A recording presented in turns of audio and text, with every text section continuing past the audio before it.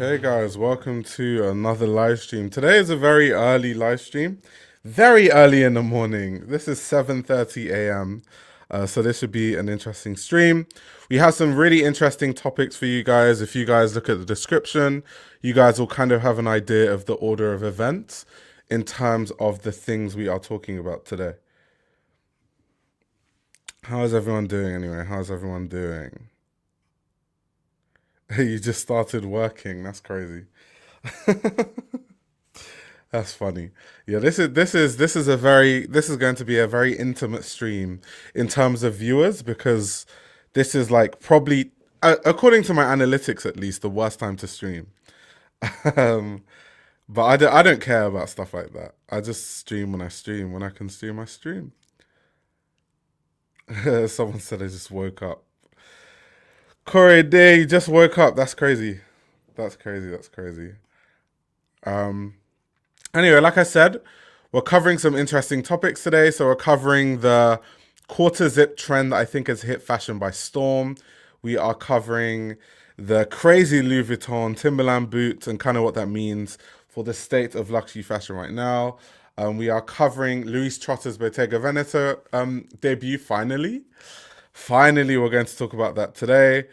We're talking about Lauren Sanchez and Jeff Bezos taking over what I like to call hijacking the Met Gala. We have the Issey Miyake Apple iPhone Pocket. I wanted to kind of revisit that. And then we're going to end the stream talking about the Lyst Index. The last one, the latest one that people have asked me to talk about. Anti-American bias. Most times that I stream are actually very USA friendly. So this is probably one of the few times that it isn't that, to be fair. So I'm sure that the Japanese viewers, the people that are in Asia, will appreciate this time.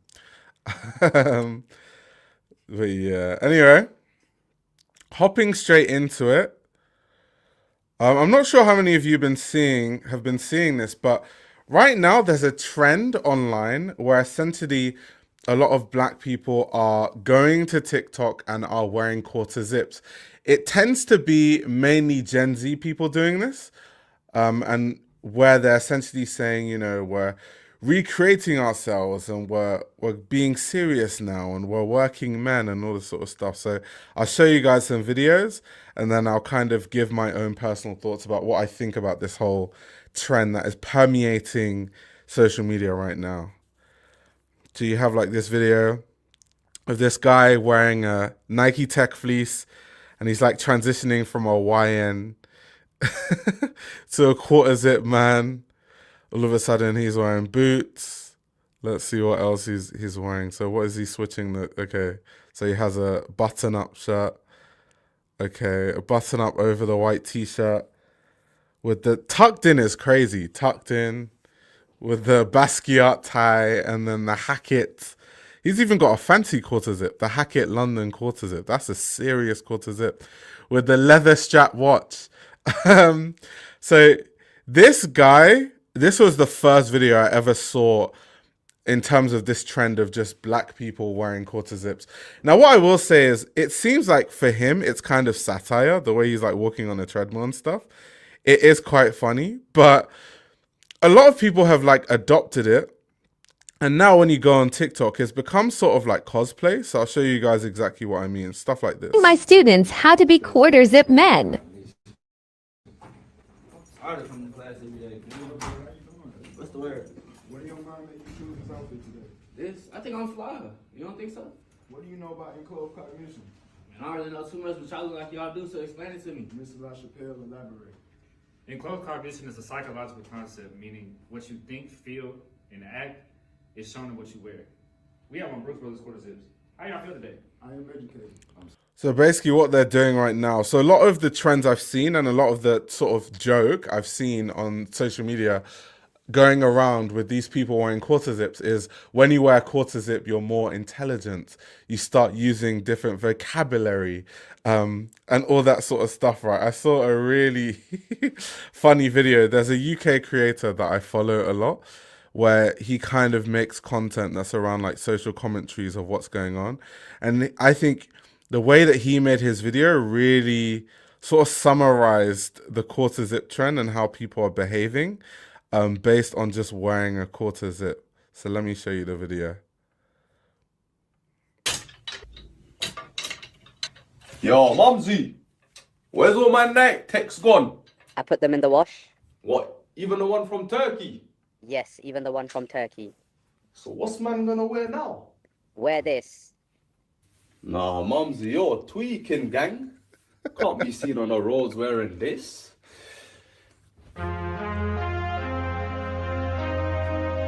So, do you like it? What a fine addition to my garment portfolio. I told you. You need to stop dressing. See, this is what I mean. All of a sudden, they wear a quarter zip. Now it's like, what a fine addition to my garments portfolio. He went from talking like a roadman to sounding posh.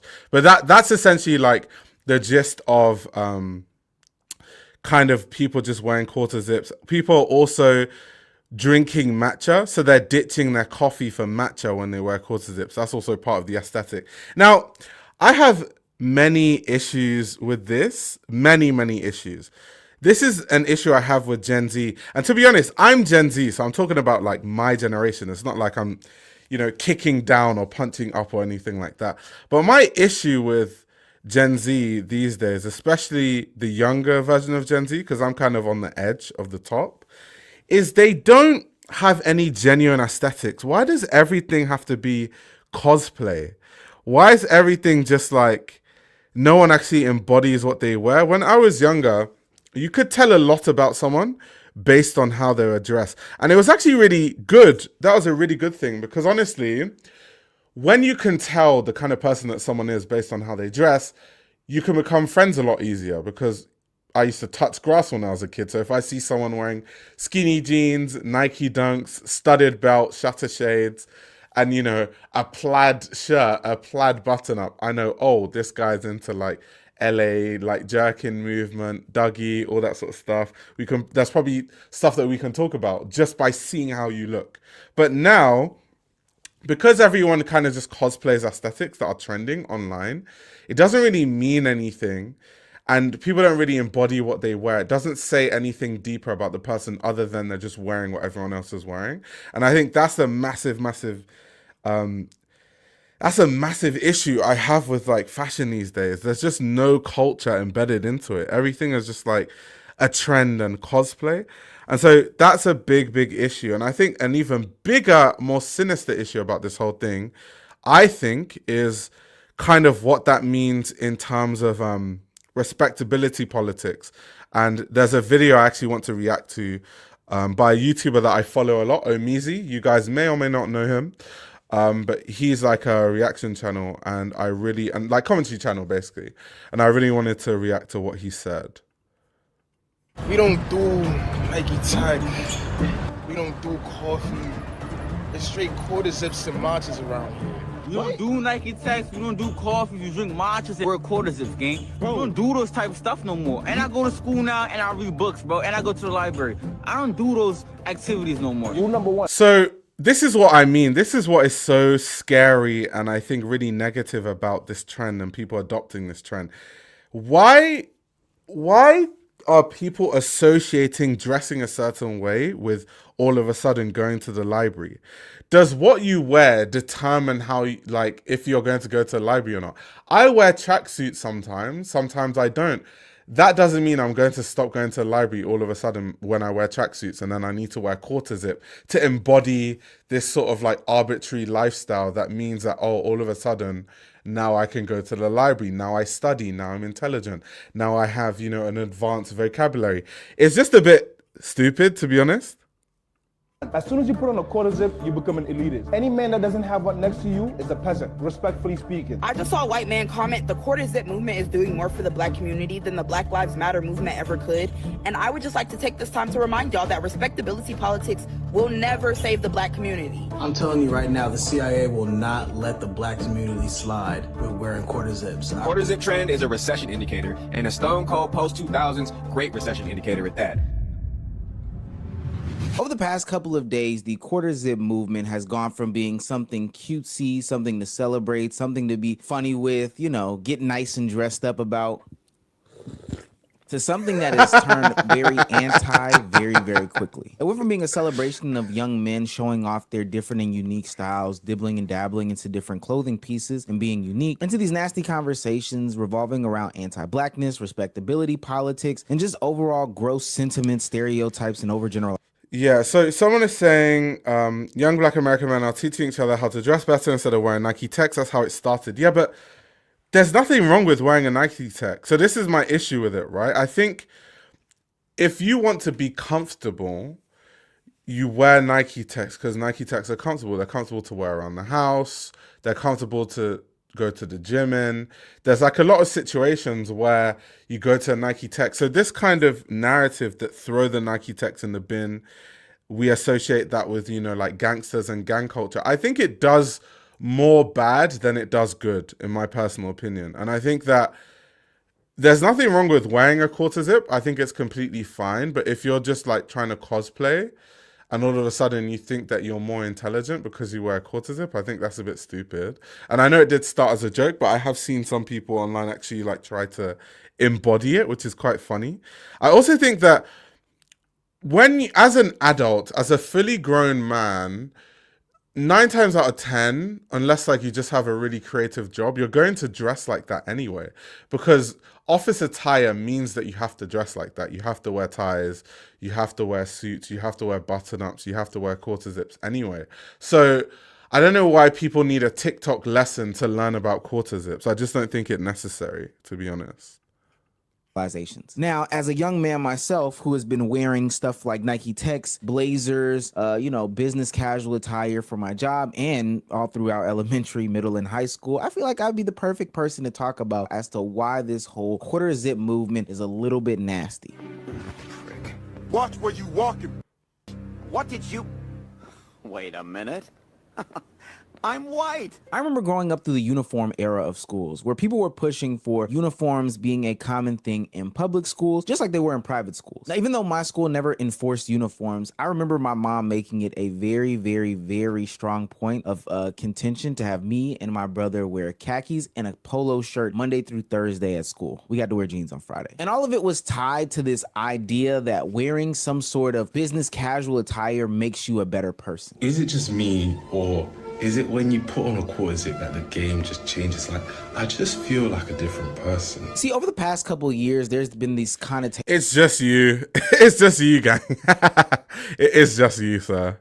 Associated with wearing a shiesty, wearing a Nike Tech, and it's something that has been a repeat of different eras and different generations. When I was growing up, I remember it was wearing a big baggy jersey or baggy pants. I remember the conversations about wearing braids and how that was somehow tied to unprofessionalism, disgusting behavior. Hell, dreads, I think, are still attached to the connotation that it's... So the problem with all of this to me is like, to me, at least my experience growing up, I grew up in London. Like, my issue is that it tends to be that anything that black people adopt is then considered unprofessional. So I think there is a lot of merit in black people just wearing what we wear and being intelligent wearing whatever we wear, and then people have to judge us based on our character and not based on like the assumptions that they make based on what you're wearing. And I think by this kind of trend of, you know, people being like, yeah, you should wear a quarter zip because you're respected better and don't wear, I think it kind of leans into, you know, trying to, it kind of has implications of kind of lauding what is quote unquote societally closer to whiteness, or whiteness being, you know, so associated with professionalism in that sense, and kind of chasing that.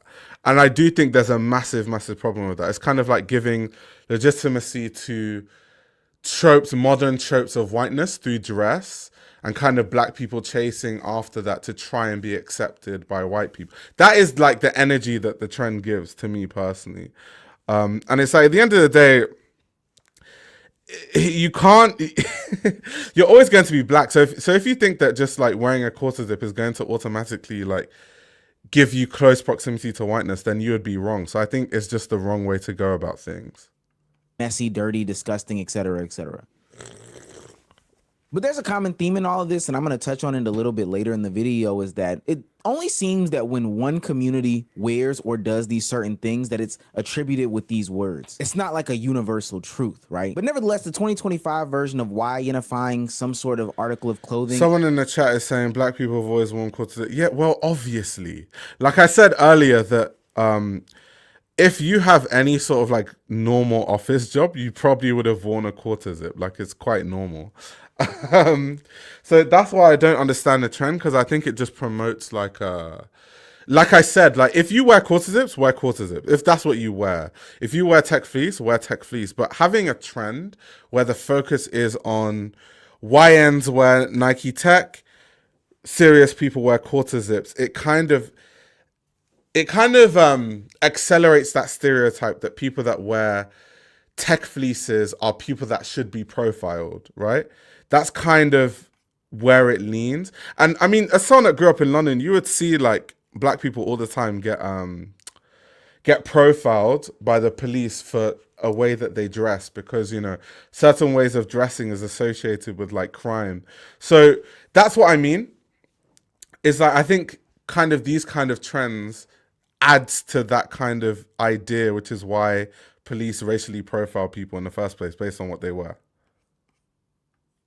Is the Nike Tech to quarter zip conversation. I'm gonna be a little bit of a hater right here. Quarter zips is like bare minimum business casual activities, to be quite honest with you. But I digress. I think that this quarter zip movement opens up the conversation of like, why is it that when black people do a certain thing, it's always labeled as unprofessional, ghetto, etc., etc.? And why is it that moving off that certain thing always makes you professional or better? Facts. Especially because, but that clothing is one thing, but sometimes it gets way more sinister. Like, black people's hair, especially for black women, is really policed in society. So you see so many stories of like the military or like people that are in the office space, and like very ordinary, normal black hairstyles are demonized, and it's like, that's unprofessional. Why is your hair doing all of that and all that sort of stuff? But like, if someone who is like white gets, you know, has a crazy hairstyle, it's not seen the same way. It's not seen as unprofessional,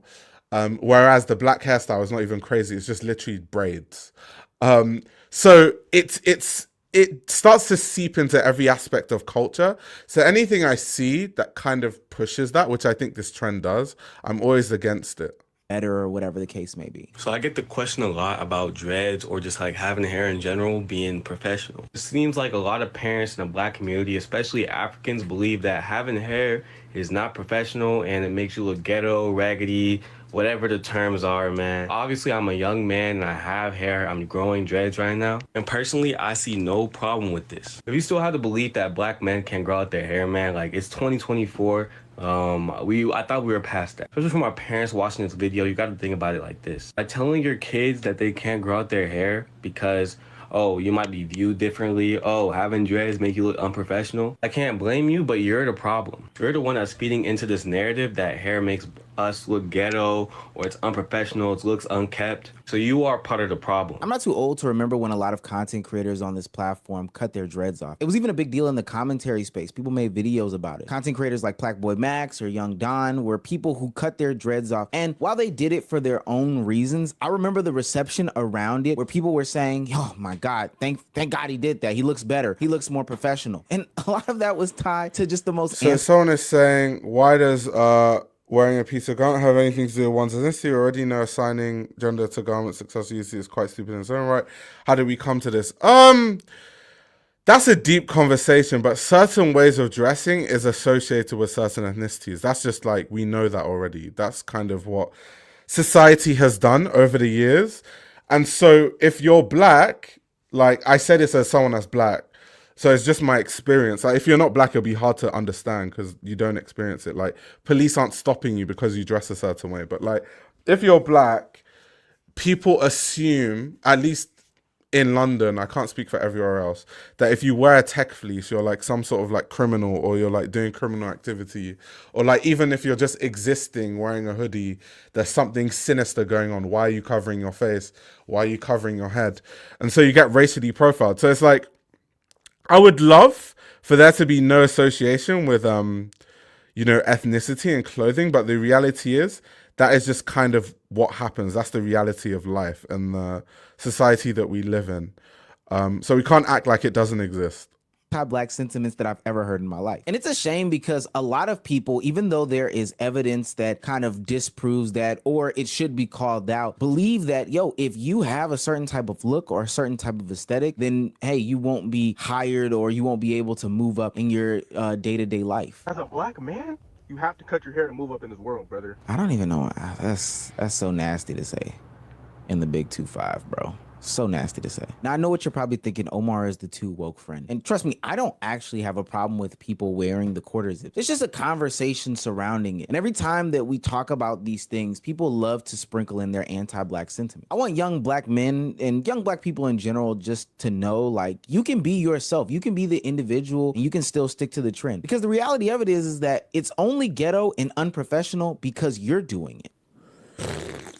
Nobody cares when the white kids do it. Nobody cares when the Asian kids do it. Nobody cares when the Hispanic kids, I can't necessarily say. But I remember when they forced black youth to really look hard about baggy pants and bigger t-shirts, etc., etc. And now, all of a sudden, in the big 2-5, that is the go-to standard for clothing and outfits. And nobody's saying that these kids look ghetto or unkept or whatever the case may be. They're calling them stylish and fashion icons. But what people are missing out on is that all of this conversation is tied to respectability politics. And respectability politics overwhelmingly affect one group of people, and it shouldn't. Quarter zip or Nike Tech, you deserve to be respected regardless. You can be a terrible person in a quarter zip. Exactly. Yeah, so this guy's about to make the point that I wanted to make. It's like, it doesn't, like, whether you wear a Nike Tech or a quarter zip, like, it doesn't matter. There's literally murderers that wear both. There's murderers that have murdered people wearing a quarter zip and murderers that have murdered people wearing a Nike Tech. Like, it should be about what the person is, like what's their character, how is the person as an actual individual. But unfortunately, we're in a society where people just make so many assumptions based on like what your hair looks like or like whether you're wearing a Nike Tech fleece. And a great person at Nike Tech and vice versa. Y'all be letting respectability politics play in your ass, genuinely. You don't have to conform to white versions of professionalism to be seen as a respectable person. Oh, I used to be a YN that drank Hennessy and wore Nike Techs, but now I'm a professional black person with a quarter zip on and drinking matcha. And right, that's my issue with the way that people talk about it. I used to be a YN that used to wear tech fleece, and now I'm a respectable person. I wear quarter zips. Why are people making the association of like, I used to be a bad person when I wore tech fleece, now I'm a good person when I wear quarter zips? How about just wear your quarter zip? Like, why do you have to make the associations? That's my issue with it. I know you guys are gonna hit my comments and say it's just a joke, it is not that deep. However, you can demonize a lot of stuff by just making something a joke. When you guys say, oh, that's gay as hell, you're being homophobic, but it's just a joke. When a white person says, oh, that's ghetto, he's being racist, but that's just a joke. When y'all say, oh, your back is big as hell, you're being fatphobic, but it's just a joke. You see the point that I'm making here? You don't need white man paperwork to be respected. You don't. I think all of this ties back into the professionalism conversation that we've been having over the course of the past year. You know, we've been criticizing the teachers, we've been criticizing the doctors, we've been criticizing the pilots, etc., etc. But every time that I hear these conversations about professionalism, it is overwhelmingly only impacting one group of people specifically, and really no other group gets called out about their anti-professional ways. I think professionalism is inherently anti-black. I love this take because people are so vehemently opposed to it when they first hear it, but after they give it some time, they're usually much more receptive. My favorite part about this take is that it immediately forces you to recognize the fact that professionalism is almost intrinsically like non-existent, and the whole concept of professionalism is just tone policing on a larger scale. I can't speak for professional cultures globally, but professional cultures in America exist almost exclusively to squelch black concepts and black identity. Well, the idea that yep, it's the same in the UK. It's the same in the UK. Everyone in the workplace has to look the same, has to have the same general attire. I mean, knowing what time of American history that came from kind of already clues you in on the fact that that was so that people who were poorer were not allowed to work somewhere. But even brought into today, if you wear clothes that are affiliated with blackness, people can be like, oh, that's unprofessional, with really no basis on what that means, no basis on how that impacts your job, how that impacts your ability to work. They can just say you're unprofessional. This is not a professional attire for our professional environment. In my experience in working in corporate America, I've seen things, specifically clothing items, be attributed to a certain group of people and also be... Also, to the people in the chat saying it's not that deep, it definitely is that deep. This is how narratives are permeated into society. It's like things like this, slowly and surely it starts as a joke, and then before you know it, it's like a serious thing. When Donald Trump became president the first time around, I remember people thought it was a joke. People like, oh, he's just joking, he's trolling, bro. Now he's having his second term, and who knows, he might change the constitution and have a third term. That's how things start. It starts as a joke, so it is that deep. And most people that say, you know, it's not that deep, it's not something that personally affects them. So it's very easy for them to just say, it's not that deep, bro, because they don't have anything to lose from this whole conversation being had. Attributed to unprofessionalism. And one example I know of my coworkers to be wearing Jordans while at work, a sneaker for what it's worth. And we're not talking about some crazy colorway, which shouldn't necessarily matter. We're talking about a simple black and red colorway to go with his black pants and his red shirt. Dressing like a damn Target employee, if you ask me. But said coworker was called out by management simply due to the fact that he was wearing Jordans. This is a sneakers environment, but because Jordans had this connotation towards him, he got called out for it. Now, this is not me telling people to ditch the idea of getting any sorts of sweaters, button-ups, quarter zips, trousers, suits, or whatever the case may be, because statistically speaking, at the end of the day, that stuff does matter in an interview. And hey, call it performative if you want. Omar's not gonna pay your bills. I do want you to get a job. But I think what has to be put in the forefront of people's minds is that the goalpost is forever moving. When I was growing up, the stuff that they wear in Silicon Valley, the t-shirts and the jeans and stuff like that, would have never been acceptable in a workplace. And now that is damn near the standard in a lot of industries. Having to dress business casual or business professional is super dumb. Like, if that's how you like to dress, go ahead, wear what you like wearing. But that being required for some things is kind of weird. Because if you really think about it, there was probably some rich dude one day who wore suits all the time, and then that became the standard. But who's to say suits are really professional? If people started wearing suits for streetwear, then they wouldn't be professional anymore. So really, it's all arbitrary. Who's to say that a hoodie and shorts isn't professional? Adam Sandler's rich and conducts business, and that's what he wears. And suits be mad expensive. I feel like the concept was kind of created to price certain people out of a certain job. But maybe I'm tripping. So now the quarter zip has become some sort of trend, and people are talking down on the way that black people have dressed over the past couple of years. The stuff that these trends and little jokes give power to is honestly insane. I'm now seeing these content creators who have been labeled as white their whole lives, you know, got picked on or bullied for the way that they speak and talk, come from the pits of, I don't know where, their corporate job, and are getting off think pieces about how black people are now trying to replicate them because they're more successful. The quarter zip trend doesn't make sense to me, albeit because I am what they are trying to replicate. But then I realized that is the commentary. I've talked about before how there is a group of black people who genuinely does not know that black people like me. Here we go. Here comes the black guy that, oh my God, you people are cosplaying to be me. Here we go. Exist. And previously the idea was, okay, sure, they exist, but it's one of them in a group of 99 white people. And so this one black person is trying to be white by doing these things, dressing this way, carrying themselves in this way, etc., etc. However, because of social media, now they're suddenly being exposed to this. So it's not, oh, this one black person. Is this guy really acting like a quarter zip is like some major discovery that people just made? Like, everyone wears quarter zips. You can get quarter zips everywhere. And is trying to fit in with all of these white people. It's like, oh, there are actually several black men who look like this and act like this. So now it's okay because I can dress like this and be copying a black man rather than copying a white man and trying to be white. I do think it's signaling a shift because the pendulum is always going to swing. So you went to this very super casual look a mess part of the spectrum, and now you're going to swing back to people looking like they care about themselves. And especially when you're seeing hip hop starting. Oh my God, did you hear what this guy said? Now we're going to swing back to people looking like they care about themselves. So when people say it's not that deep and everyone is joking, this guy is not joking. Listen to what he says. Now we're going to swing back to people looking like they care about themselves. So the only way in this person's mind to look like you care about yourself is if you wear a quarter zip. That might be one of the dumbest things I've ever heard. The fade out of the zeitgeist. Oh, just people give getting, it all up. Get the anti-blackness out there. Things.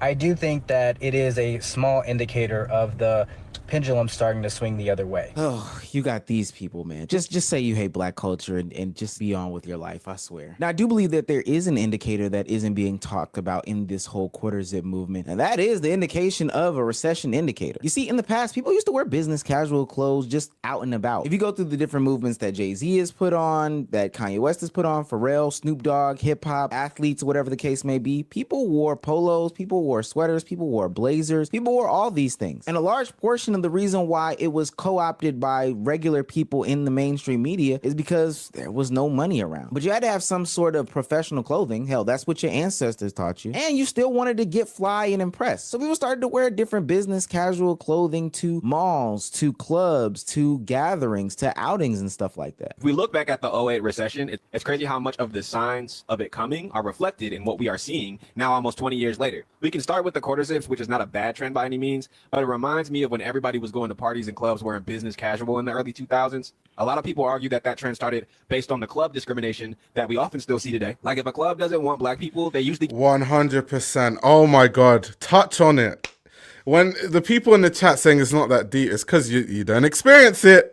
You don't have to deal with this shit. So I already know what he's about to talk about. There was a point in time when clubs didn't want black people in the clubs, so they would start to make the dress code things that they thought black people don't wear normally. So they would be like, there was a point in time where every club, you had to wear like dress shoes to go in. I'm sure some of you watching this, especially if you're black, you remember this.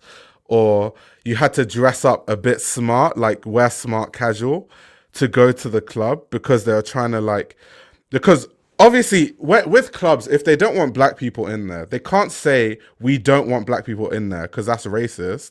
And there could probably be some like legal ramifications for blatantly saying that, right? So they will do it in like very indirect ways. It starts with, you can't come in, no sneakers, no this, no that. Your hair can't be that way. That's how they do it, right? So that's what I'm saying. can't just say that. But they can ban what they think black people like to wear. Thus the business casual in the club. And that marked the time period of the Great Recession, like what a lot of people like to call recession pop did. Recession pop was the music that was coming out around that time. Think LMFAO, Flo Rida, early Kesha, early Lady Gaga, Nicki Minaj's whole first album, and even early Soulja Boy. But the idea that the demand for escapist high-energy party songs with a fun or outright positive vibe would go up at a time when your average American would value an escape from a day-to-day life being heavily influenced by the economic downturn that caused the foreclosure, divorce, and unemployment rates to spike at that time. All in all, this is just the same story, new day for what's going on in the cultural movement in the zeitgeist of culture, fashion, politics, everything. And it all started with a damn quarter zip. There are some dog whistles laced into the conversation. A lot of the videos that I consumed when this movement first came out was a ton of light-skinned dudes telling their dark-skinned friends that they're ghetto and unprofessional, which I had a problem with being a dark-skinned brother, but I laughed it off ultimately. I do think it's cool to see that there are young people that can, you know, put some sort of professional attire on. I was scared for a little while, especially after seeing all those videos of young people going to interviews wearing God knows what. Because even though... To be fair, he is correct about that. Because I remember there was a trend... what was it, like office siren, or what was it called again? Do you guys in the chat remind me? There was a trend where women were like trying to, there was this aesthetic that was really big on TikTok, and a lot of women were using that aesthetic to go to work. They're like, I'm going to try my office siren. And all of them were getting like kicked out of work and like fired and stuff because it's like it's not office appropriate, which is true, to be fair. But I can't remember, what was that trend called again? What was that trend? But it's weird that, yeah, Gen Z, we literally let TikTok rule our lives. I don't know why we do that. Like, there's no like actual genuine aesthetics anymore. It's like people just want to cosplay as something that they're not. If that's what you like, if you like quarter zips, absolutely nothing wrong with wearing quarter zips. Most people in their lifetime have worn quarter zips before. But if you're just wearing it and then drinking matcha on top of that, it's just like... is discriminatory, hey, do what you got to do to get a job. But ultimately, things like this and Subway bringing back the $5 footlong lets me know that there is a recession coming around the corner. And hell, it is already here. I just don't want young black men to ever lose themselves in the music, the moment. You won't it. You won't never let it go. You only got one shot to be young, and then after that, you're not going to be putting on quarter zips and, you know, dad shoes for fun. You're going to be doing it out of necessity. Might I propose a little bit of a compromise? This quarter zip right here is tech fleece material, you know. And he's really correct about you'll get to a point where you're no longer doing it because you want to, and it'll have to be out of necessity. Kind of going back to the clubs. And like back then, the club dress code was a certain way. But now everyone dresses, you know, everyone wears sneakers now. So now we're literally in a, you know, cultural and societal situation where you can now wear sneakers to the club. There was a point in time when you really couldn't. And there's some people watching this that will know exactly when that time was. So yeah, just wanted to touch on the quarter zip trend and kind of give my thoughts. And let me know what you guys think. I'm sure all of you are going to be like, it's not that deep because, you know, that's how these things go. But I personally think that things normally start as jokes, and you have to point things out when things start as jokes. Yeah, Holly, the dress code applied to everyone, but I was explaining to you kind of why. Even in the video, they touched on why exactly it is that the dress code was the way it was. Because like I said, you can't exactly, as an establishment, you can't say we don't want like X demographic to be in here.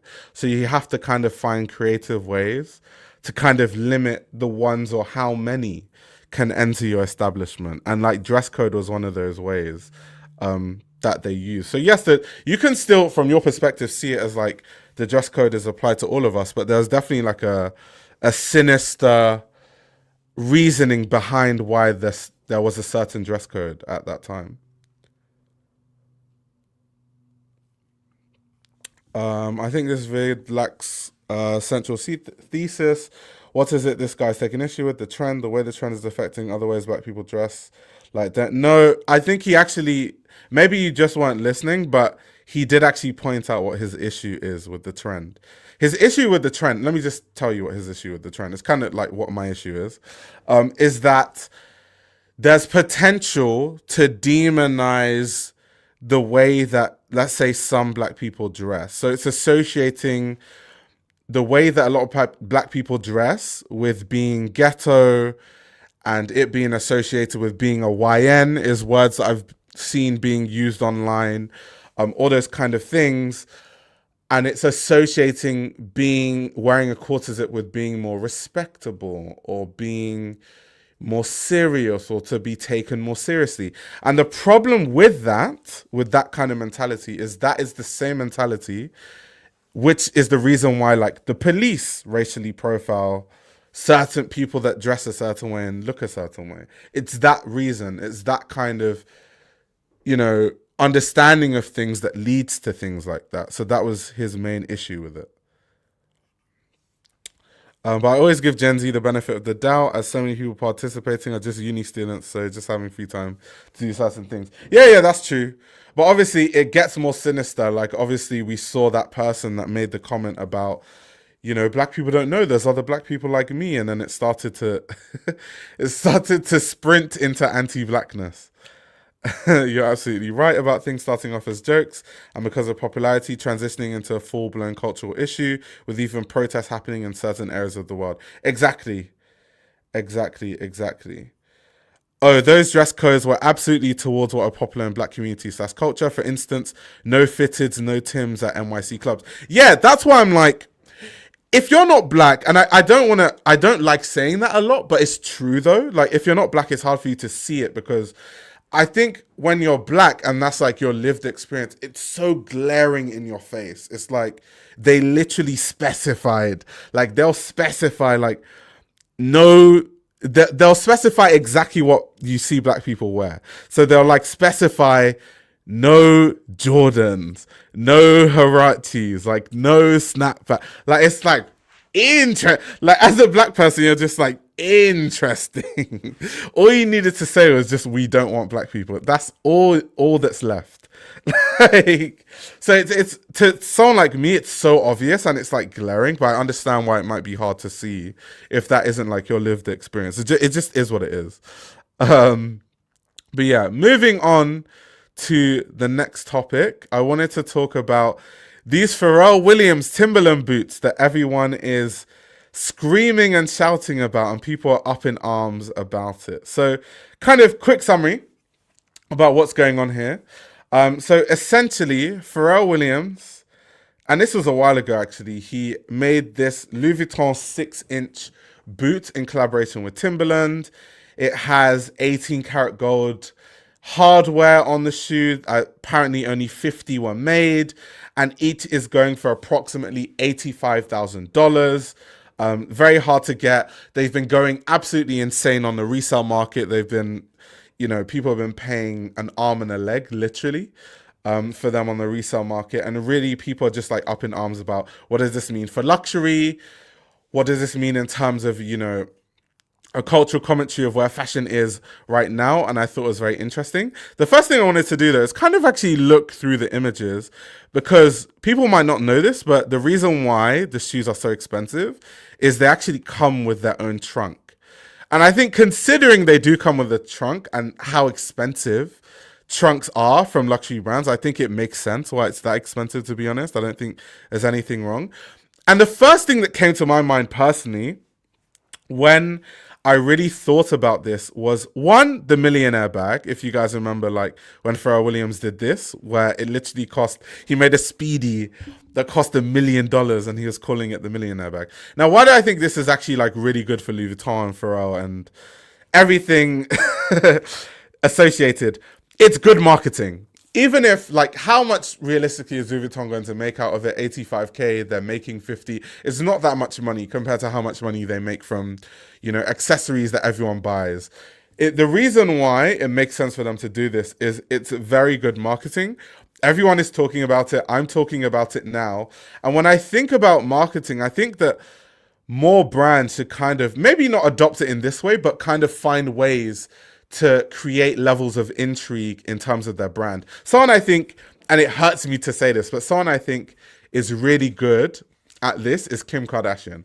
Kim Kardashian with Skims is so good at this. Whether she's making a bra that has piercings in it, or she's making a face weird thing, or she's just always doing weird things where people are always talking about Skims, and it keeps, Skims in the news cycle constantly.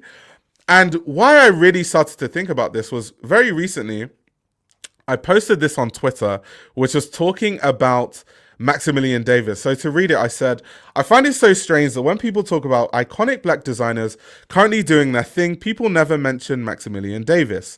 He's been so consistent at Ferragamo. I'm trying to put my finger on why he isn't championed more.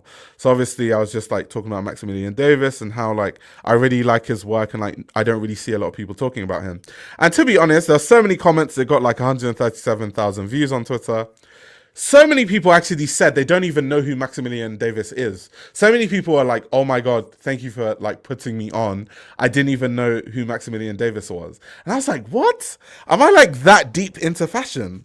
Like I thought everyone knew who Maximilian Davis was. He's literally the creative director of Ferragamo. When I say everyone, I mean like fashion people, not like the everyday person. And so it seems that Ferragamo is really struggling to be in the news cycle, and that's why people don't know who Maximilian Davis is. People don't really talk about Ferragamo, even though I think the clothing is really good. Obviously, that's subjective, but I personally think the clothing is really good. So when you have, Pharrell making these kind of millionaire speedies and doing all this sort of stuff, I think it's good marketing because I think it's a very, good and strong way, an interesting way to kind of keep your brand mentioned in the news cycle. So that's something that I really wanted to mention. But let's actually look at what this comes with. Says a highlight of the fall winter 24 men's collection designed by Pharrell Williams. The Louis Vuitton Timberland 6-inch high-end ankle boot reinterprets the iconic Timberland 6-inch boot with the luxury savoir-faire of Louis Vuitton. They love that. They love that phrase, these luxury brands, savoir-faire. Anyway, reading on, it says, this exceptional piece, part of a limited numbered edition of just 50 pairs, is made to order in Italy from the house's emblematic monogram grained calf leather. It is finished with 18-karat gold details, notably the Louis Vuitton initial signature on the tongue, which is engraved with a special message from Pharrell Williams, "The sun is shining on us." Epitomizing the American workwear spirit of both Timberland and the Louis Vuitton Fall Winter 24 men's collection, the model bears a leather label embossed with the signature of the collaboration. Testifying to the travel heritage of Louis Vuitton, it is presented in a hard-sided box monogram canvas with natural leather trim and a monogram plexiglass front. So yeah, very, very, very interesting. I think, to be honest, Pharrell Williams, since he's gone to Louis Vuitton, has had a lot of workwear in a lot of his collections. I've kind of talked about this a lot, to be honest, even when we've talked about and we've mentioned the fact that he has those like Carhartt looking jackets, right? Let me just put the collection on the screen so you guys can see what I'm talking about. Yeah, this collection had like the Carhartt jackets. I find it really interesting, and someone has even alluded to it, right? The working class, cosplaying the working class. Exactly that. I was going to make a point about this. Because to me, I just find it so interesting that luxury fashion built, and I'm not saying it's good or bad, it's just interesting as someone observing. The luxury fashion has gone from creating signifiers of wealth that separate you from the working class to now luxury is about cosplaying as the working class and wearing clothing that signifies working class tropes, but having these if you know details that is kind of what separates you, right? It's kind of, you wear what the working class wear, but people don't know that the lining of your jacket costs 10k, or that it has 24 karat gold details on it, or it's a Louis Vuitton version, it's not the Carhartt version. So this is kind of, it looks ubiquitous, but actually it's more sinister than that. It's just very, very interesting. They love to sprinkle savoir-faire. Yeah, they really love to do that. So I think it's just very fascinating to me, pairing Timberland specifically, a brand so historically associated with durability and, hard labor, like construction workers would wear Timberland boots, outdoor utility, and then Vuitton, which is kind of like, now people think of it as this like aspirational brand, and kind of those two worlds merging in a way. It's so dystopian. It's so like post-luxury dystopian. It's crazy. They're going in a similar direction as the Birkin with the marketing, yeah. Someone said there's a lot of luxury fashion trends that stem from the ground nowadays. Yeah, 100%. But I think, so the thing about, let's say, luxury fashion and workwear, what's weird about it is the reason why workwear is because it has utility. And a lot of when luxury brands make these products that are inspired by workwear, they take the utility away from it and they remove the function. Like if you're wearing a Timberland boot that, you spent $85,000 on, you're not going to wear it a lot. There's no utility to it. It has 18 karat gold details on it. It's like you don't want to scratch your really expensive leather. So it kind of beats the point of it being a workwear boot. And then it just becomes kind of like rather than the actual thing, it just becomes like a caricature of that actual thing, or kind of what it's supposed to represent. And then it also becomes, because I always talk about price and quality and all these kind of conversations. Now, obviously, brands are open to charging whatever they please. However, I do think it's very interesting that brands can charge these outrageous prices for really what is just the zhuzhed up Timberland boot or a zhuzhed up Carhartt workwear jacket. Because ultimately, how good can the quality of a Carhartt jacket be?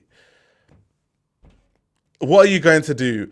instead of using the cotton canvas they normally use, what are you going to use instead? Wool? How luxurious can you make a Carhartt jacket before it's diminishing returns? Like, what's the most you can charge for a Carhartt jacket if you're using like, you know, vicuña wool or something like that? I'm trying to think of like a really expensive fabric. How expensive could you possibly make it? So that's what makes it, you know, lose sense as it progresses with kind of trying to make these workwear pieces luxurious. It's just weird. It's really, really weird. Yeah, they are all obsessed with Carhartt, Levi's, and Dickies, 100%. I hope they never collaborate with Dr. Martens. Docs are too good for it.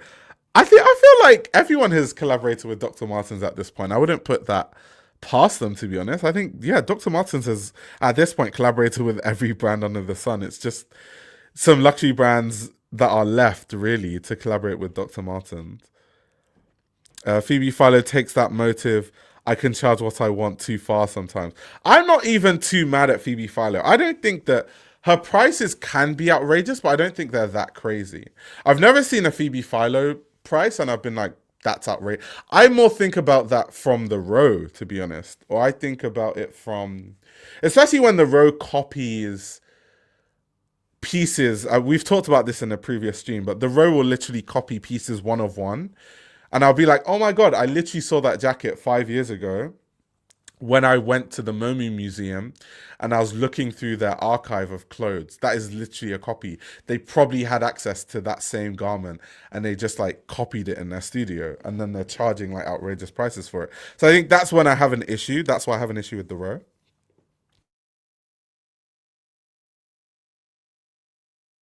Oh, I had a really bad cough there. I think they could do something like that. One expensive basic coat.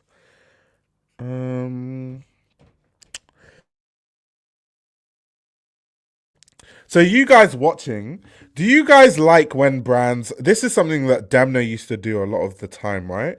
Where he would essentially have something really basic, but make it in a couture way. He did that with a hoodie in his couture collection where essentially the piece was painted on with couture techniques and it took like so many hours to paint on it, right? And it's like this idea of like using these really high couture techniques on very everyday clothing. I don't really like that. I don't even see the merit of doing stuff like that, to be very honest with you.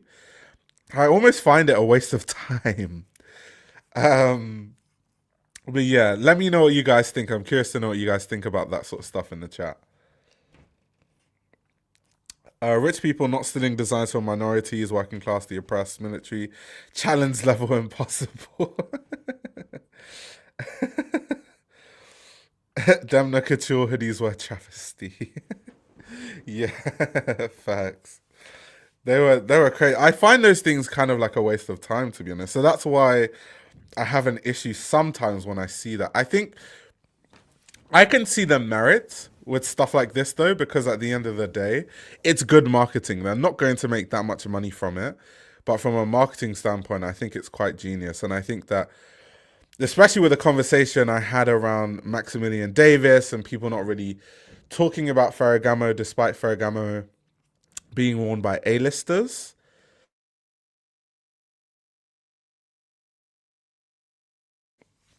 Oh my God, I can't stop coughing. But anyway, Ferragamo being worn by A-listers. I think it's very important that brands have a marketing strategy that allows them to be part of the media cycle, in a sense. Have some more pictures, close-ups of the boots. What does it say? Limited edition, Italian leather. Okay, made in Italy. And I know some of the people that buy this, like there's going to be someone that buys it, maybe some like, I don't know, whoever, and they're going to be insufferable. They're like, you guys have Timberland boots, but you guys don't have that made in Italy though. Like, I am not looking forward to those people with those videos on TikTok. Like, those people are insufferable. Do you guys have the made in Italy's though? Yeah, this is definitely J Balvin court. 100%. You guys don't have the made in Italy's though. You've got the eyelets with the 18 karat gold.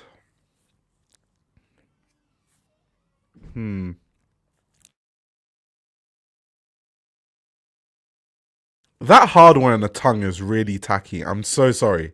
Obviously, it's subjective, but geez, that looks terrible. Okay,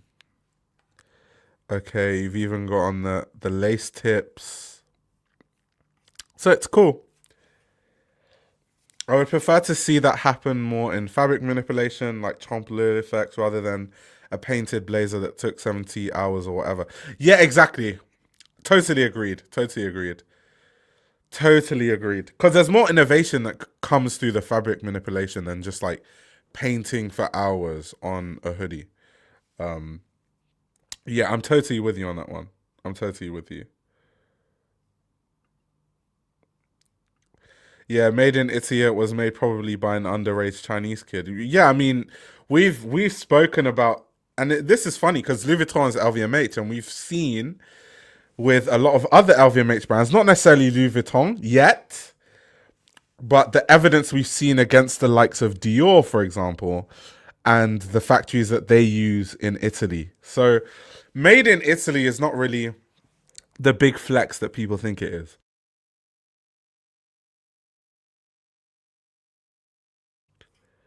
LV monogram all over the leather ruins them for me. Interesting. Yeah, they could have been really cool if it was kind of like more understated, but like, so if they did the normal Timberland boot, let me go on the main page, 1 second. So if they did the normal Timberland boot, but then let's zoom in. Okay, so if they did the normal Timberland boot, but the eyelets had this same like gold, like Louis Vuitton eyelets, removed the LV bit here on the tongue. I mean, the strap can stay, and then yeah, the logo, that's completely fine. That would have been like cool because it would have been understated. You could still see from a lot of the hardware it's Louis Vuitton. 'Cause I know customers are obsessed with like, why am I buying Louis Vuitton if everyone doesn't know it's Louis Vuitton? I know that's how customers think, but I think that would have been a much more tasteful design. It's just, wearing boots that just have this all over monogram with the LV eyelets and the LV embossed on the tongue, and it's just a lot. It's really a lot. This is definitely for the rappers who want to use it as a prop in a music video. LV Vachetta is the biggest scam of fashion history, cost-cutting, lazy. 9 times out of 10 it ends up stained and dirty. Yeah, facts. Was it you who said that made in France is usually the highest quality marker? Is it also a Chinese person in a French sweatshop? I see the made in France tag. That definitely wasn't me. So what I say is that good quality comes from many different places in the world, and different parts of the world specialize in very specific things. So yeah, there's parts of like Asia, like Taiwan and like China, they specialize in like sportswear. So even if you tried, you couldn't get higher sportswear elsewhere. So there's places like Portugal that specializes in knitwear. Italy is also specializing in knitwear. There's places like Japan that specializes in denim. So it really just depends on like, what are we talking about? What's the fabric? What's the garment? What's the item? I don't think there's one place in the world that like, if it's made in this place, it must be good quality. It's like that. It's like only in this place can you get quality. The closest thing to that is Japan. But even in Japan, there are varying levels of quality. And there are countries that make better quality things than in Japan. So if we're talking about denim, some of the best denim in the world comes from Japan. But then if we're talking about knitwear, you could probably get high quality knitwear in Italy or Portugal than Japan. So once again, it just depends, what are we talking about? There's no like one size fits all when it comes to that.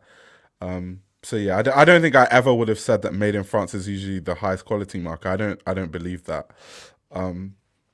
But yeah, anyway, that is the conversation around Pharrell Williams, Louis Vuitton, the Timberland boot, and why I think it's really good marketing for the brand.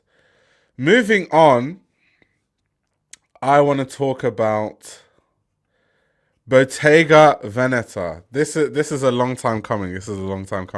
But I want to talk about Louise Trotter's debut because I thought it was really good. And over the coming days and weeks, I'm going to start revisiting a lot of those runway shows that happened over the last season, the most recent season.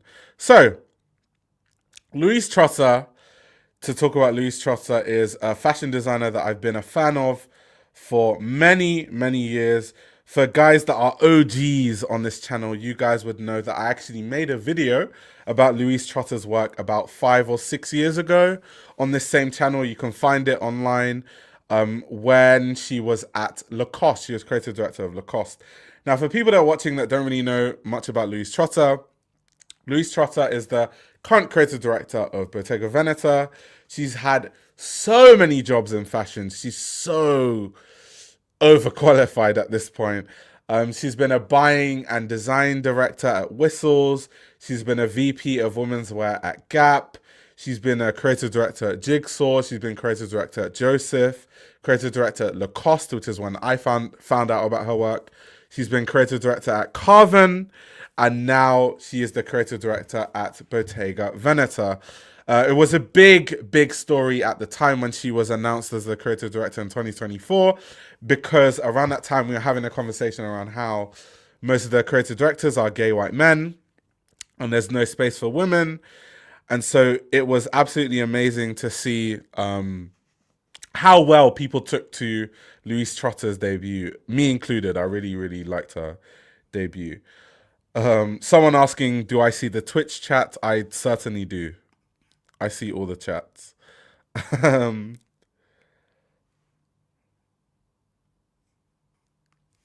He said I'm breaking labor laws, so I'm making you do moderate. Culture doesn't have to do any moderator things. It's up to culture if you know, moderator duties have to be done. But anyway, so let's talk about kind of where Bottega has been since Louise Trotter joined as the creative director. So the first thing I really want to talk about is the first campaign she did, because this was such a good campaign. And I think she kind of hit the ground running. And I think based on this campaign was how I knew that she was going to hit the mark when it came to Bottega Veneta. So her first campaign at Bottega Veneta was called Craft is Our Language. And it was really this celebration of 50 years of the famous intrecciato, which is, I can't even speak, I have a sore throat. Intrecciato, which is the weaving technique that is really famous to Bottega Veneta as a brand. So it was a really fun campaign where people were doing these hand gestures, and there was this idea of, you know, having hand gestures as a universal language, but also using hand gestures to signify the weaving of the intrecciato itself. It was really cool. There were a lot of film inspirations in it. There were book inspirations. It was really cool. Even the people they had in the campaign, Tyler, the creator, was a big part of the campaign. And I kind of made a video where I was drawing parallels, because if you guys know, but I obviously have been looking at Louise Trotter's work since she was at Lacoste. When Louise Trotter was at Lacoste, Golf Lafleur and Lacoste had a collaboration. It was actually Tyler, the creator's first sort of like luxury-ish collaboration with his brand. And so he even said in an interview when he was talking about why he wanted to be in the campaign was that he felt like Louise Trotter was the first designer that really believed in him as someone that had a brand. And so that was really wholesome to see him be in the campaign. It was also amazing to see Edward Buchanan be in the campaign. Edward Buchanan was the first ready-to-wear director at Bottega Veneta. So it was amazing to see him. And I think through him being in the campaign, a lot of people started to learn who Edward Buchanan was. A lot of people are talking about Edward Buchanan. So that was really amazing to see. It was such a good campaign. And I just knew from seeing this campaign, let me just put it on the screen for you guys so you guys can actually see the campaign itself. I just knew from the campaign that, yeah, this is, she's just going to do really well at Bottega Veneta. She did such a good job at Lacoste. Yeah, totally agreed. Totally agreed. Craft is our language campaign is amazing. All of the photographs are beautifully done. I agree with that too.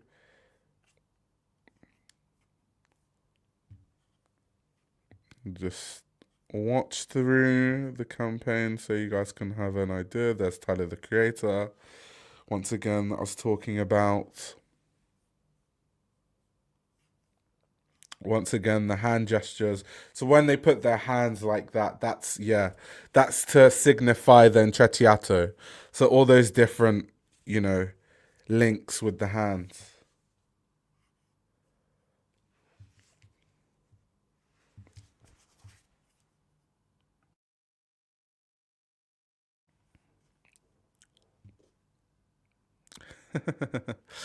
I really love all the hand gestures that they were doing.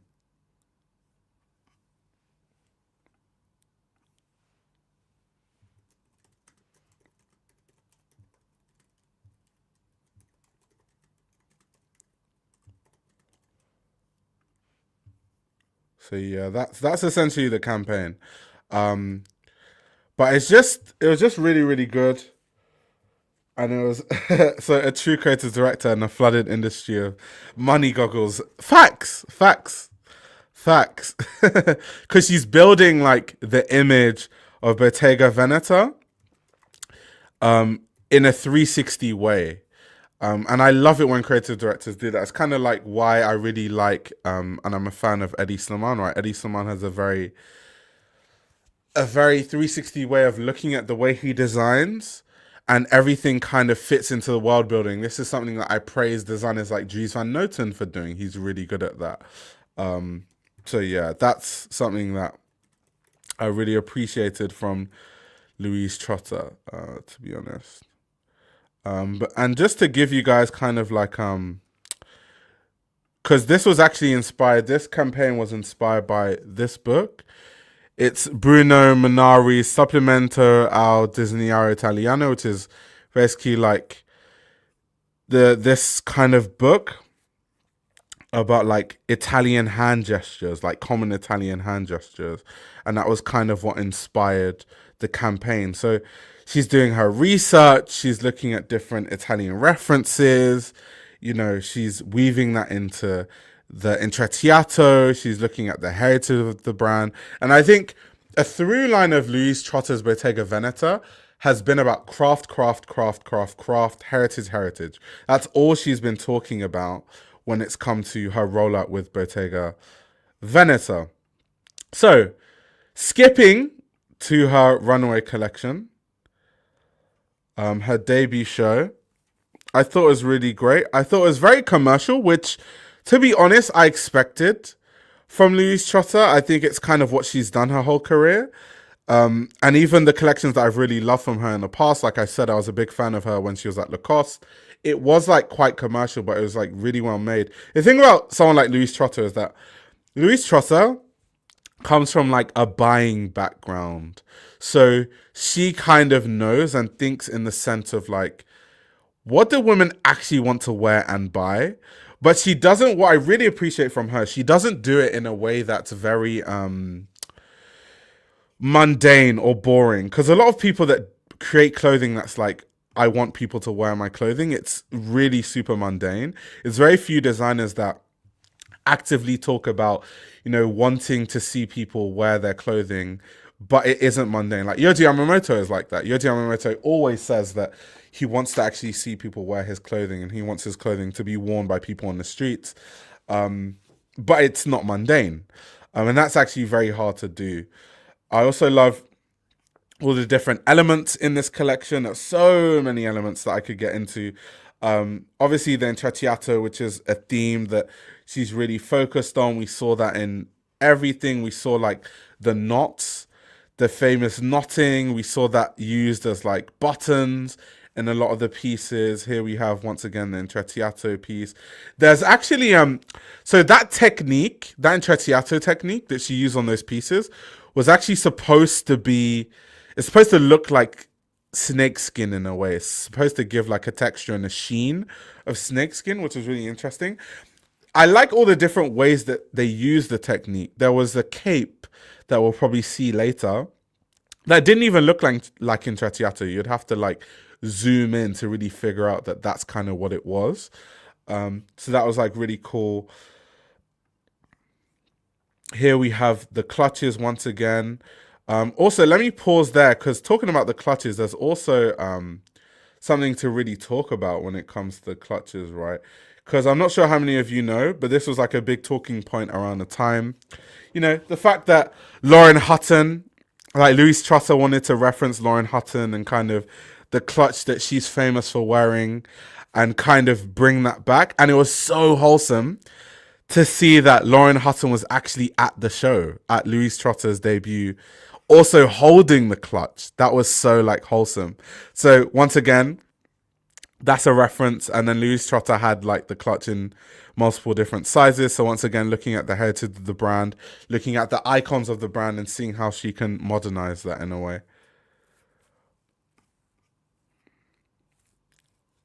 Yeah, this is there were a few, because I did like most of the collection. Pieces like this were the looks that I thought something like this, amazing. Like the silhouette is absolutely perfect.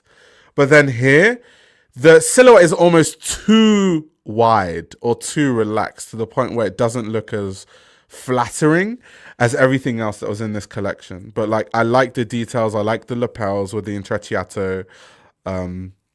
It's elegant. I like it. It's really, really nice.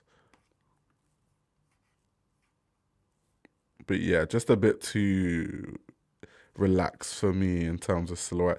Here, once again, we have this sort of snakeskin effect. We have the leather trousers. Leather, obviously, is a very key fabric when it comes to the house of Bottega Veneta. Here we have, once again, the Intrecciato on the denim, Intrecciato on the shoulders. You guys get the point. It was very much about craft and about the Intrecciato, and that's why the campaign was like that. Something I found really fascinating, though, about this collection, because when we think of past creative directors at Bottega Veneta, whether that is Daniel Lee or Mathieu Blasi, when it came to fabrics, they were always about this sort of fabric manipulation. They were doing things like the optical illusions where it looks like denim, but actually it's leather. It looks like cotton. It looks like a cotton vest. Actually, it's leather. So they were doing all those kind of things. And I was wondering before the show, kind of how would Louise Trotter do this in her own way? And we got an answer. We got an answer in this collection. So the answer is she made these really interesting sweaters, and you guys will see them. I'll point them out. I think there were some that were like orange, red, different colors anyway. And they are actually made of recycled fiberglass, but they're made to look like fur and give the appearance of fur. And I even think in an interview, Louise Trotter said that they've been constructed in a way to where, you know, it has a feeling of fur, but it moves like glass. I thought that was really cool. There's kind of like a fur effect, but it's actually fiberglass. That was really, really cool. And I was like, that's actually really interesting. It's almost more interesting than what Daniel Lee and Mathieu Blasi were doing, where they were doing the sort of optical illusion thing, because so many brands do that. But like doing the recycled fiberglass thing and it actually feeling like fur and looking like fur, but also giving like the sheen of glass is insane. That was actually insane. And I really want to know what other fabric manipulation techniques she uses moving forward with her Bottega Veneta collections. Yeah, Bottega is a multi-sensory experience and she is tapping into that. I totally agree. Someone said, I love the fiber skirt / shirt. Yeah, me too, me too. So I just thought it was like a great showing. Once again, it was very commercial. A lot of Intrecciato, like maybe even too much. But if you're a customer, whatever you want in Intrecciato, it definitely came from here. Yeah, this is the fiberglass we're talking about, the recycled fiberglass that has fur effect recycled fiberglass. You can see some of it going. I think another big key theme in this collection. Yeah, here once again. Another key theme in this collection is movement. Everything was just moving so well, and like, oh, the sheen is so interesting, but everything was moving so nicely and so well, and I really loved how everything was moving from the skirts to the capes to the gowns to the tops to the knitwear to the coats. It really, really nice, and I think it adds to like the elegance overall of the collection. Yeah, even the footwear. So they made these like clogs in this collection that were a big focus. And some of them were like plain leather, and then some of them were like intrecciato. So once again, just trying to find different accessories with the intrecciato. One thing I will say about this collection, apart from the fact I really like it, is it's going to sell like crazy. Because once again, like I said, if you want the statement piece, you can go for the fiberglass pieces, although they will definitely be unaffordable. We always talk about Bottega Veneta prices and how they're outrageous. Like I've seen Mathieu Blasi collections where the skirts go for like 25k retail. So those fiberglass pieces, they might be 25 to 30k retail, but you know, it's crazy. Yeah, I talked about this earlier. I said that you have to zoom in to see that it's woven leather. So we're going to go on Vogue Runway and like zoom in. But yeah, that's what I was saying earlier, that the cape is so fine that it almost doesn't look like it's intrecciato, like you wouldn't notice. Tassel trend psyops got me in a headlock. There's a telescoping of movement adorning the body, adding volume as we move away from increasingly boring oversized silhouettes. Yeah, 100%. Even like how precisely cut the leather jackets are. And I think, so two collections where the styling really stood out to me. So this collection and the Celine collection. I think that Michael Ryder's Celine and Louise Trotter's Bottega is really presenting like a very classic, classy, seamless way of dressing for people. Those were like the two brands this season that stood out to me in terms of like the way that the styling was. That was just like really, really good. She has a few striped button downs that also almost every piece had a woven leather version. So the footwear did, obviously the bags, all the like tailoring had versions, whether it was the actual jacket itself or the intrecciato being on the lapels. We saw it in the skirts. We saw it. So yeah, almost everything has like a version of intrecciato. And then we had these like crocodile skin effects pieces that were a big focus. I saw this crocodile effect on the bags. I saw them on jackets, like many different pieces.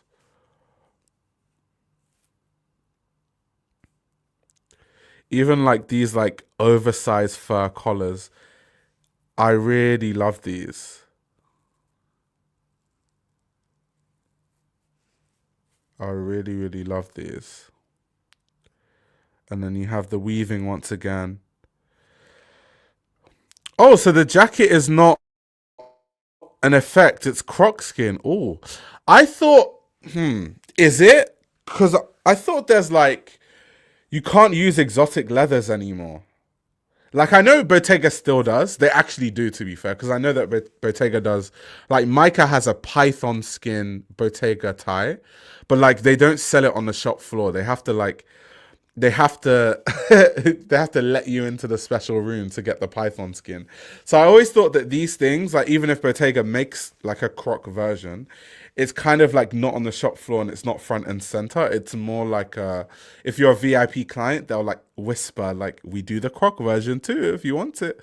So that's interesting. That it's actually crocodile. Like it's not an effect. I would have assumed it's an effect, because of like just the conversations we have around exotic leathers and stuff. Holly says, this show is what Mathieu Blasi at Chanel tried to achieved, to be honest. Yeah, the Chanel show to me was a bit meh, which is quite a shame because it's like a really big debut, but is what it is. They definitely let people get exotics, just less popular because you got to carry around sites. Yeah, and like certain countries don't even allow you to bring in exotic leathers. Like even if you have the right documentation, they just don't allow it. So that's why, yeah, even conversations around exotic leathers like python skin, crocodile skin is always they get a bit messy. Okay, they keep exotics out of their flagships in the US. Yeah, exactly. Like I said, because it's like that's why I wouldn't expect it to be so front and center on the runway. I thought, because I know they definitely make them, but I just wouldn't expect it to be like bang on in the runway. Shout out to Louise Trotter. She's like, I'm giving you guys croc skin. But yeah, something I also love about this collection, going back to the clothes, the volume, absolutely amazing. There was only that really one piece that I highlighted where I thought like the tailoring could have been a bit better, but overall the volume, I absolutely loved it. Seeing the exaggerated shoulders on all the different pieces, the fabric manipulations, absolutely amazing. Even the fabric she's using, like the leathers, the silks, it's like actual luxury, like especially at a time when I'm always critiquing these luxury brands for like not doing interesting things, cutting corners, not having good fabrics. You know, Bottega Veneta is one of those few brands that is actually still genuinely luxurious, and I hope that Louise Trotter continues that throughout her tenure. You can't have python in the state of California, so brands will use stingray or anaconda. Interesting.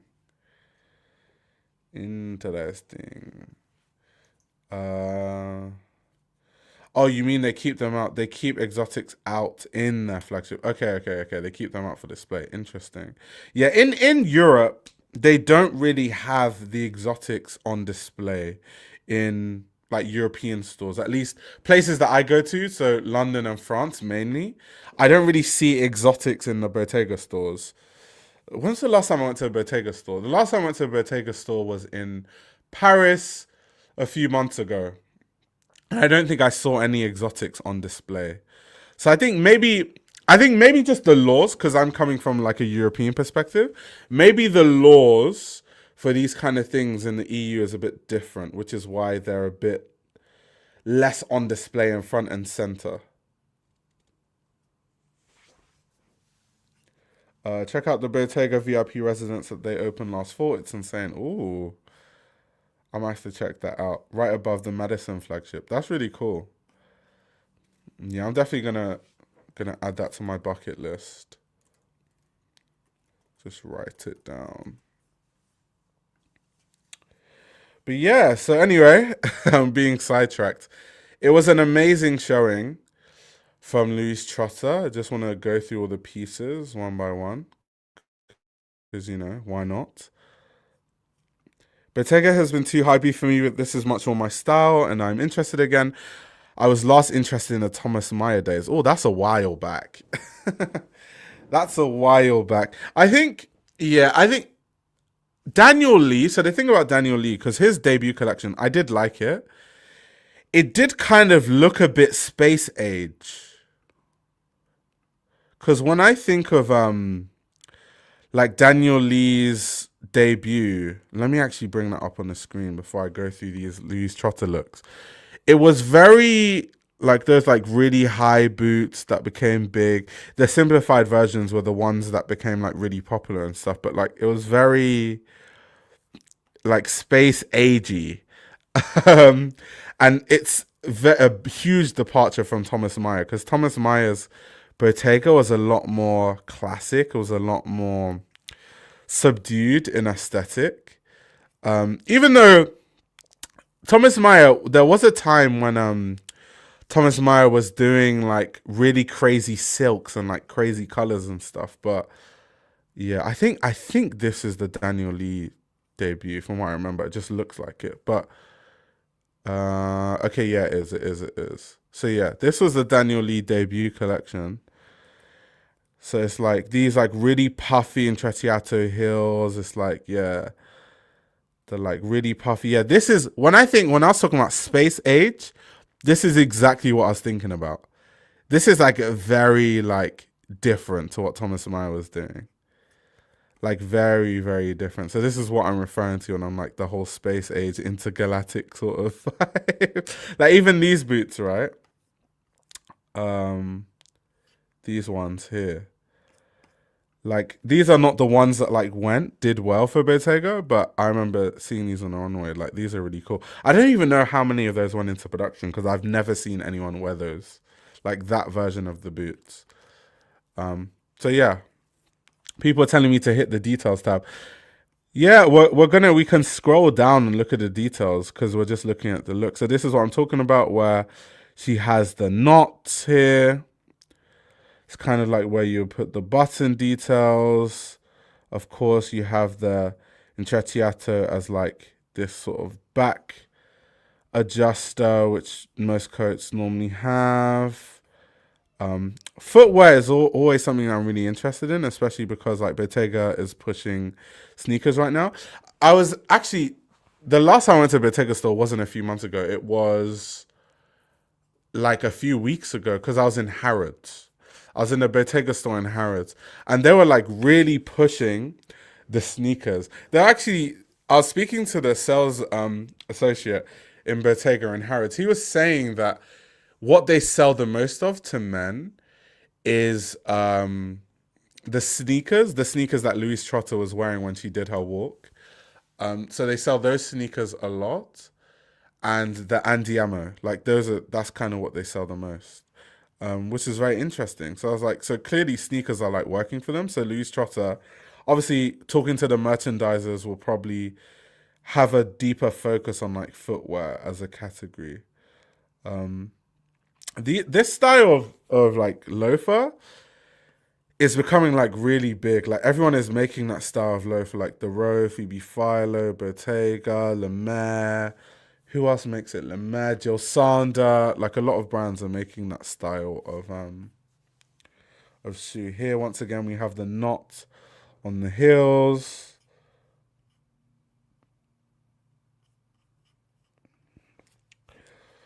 Thomas was all about the fabrics. Daniel was all about the shapes. Yeah.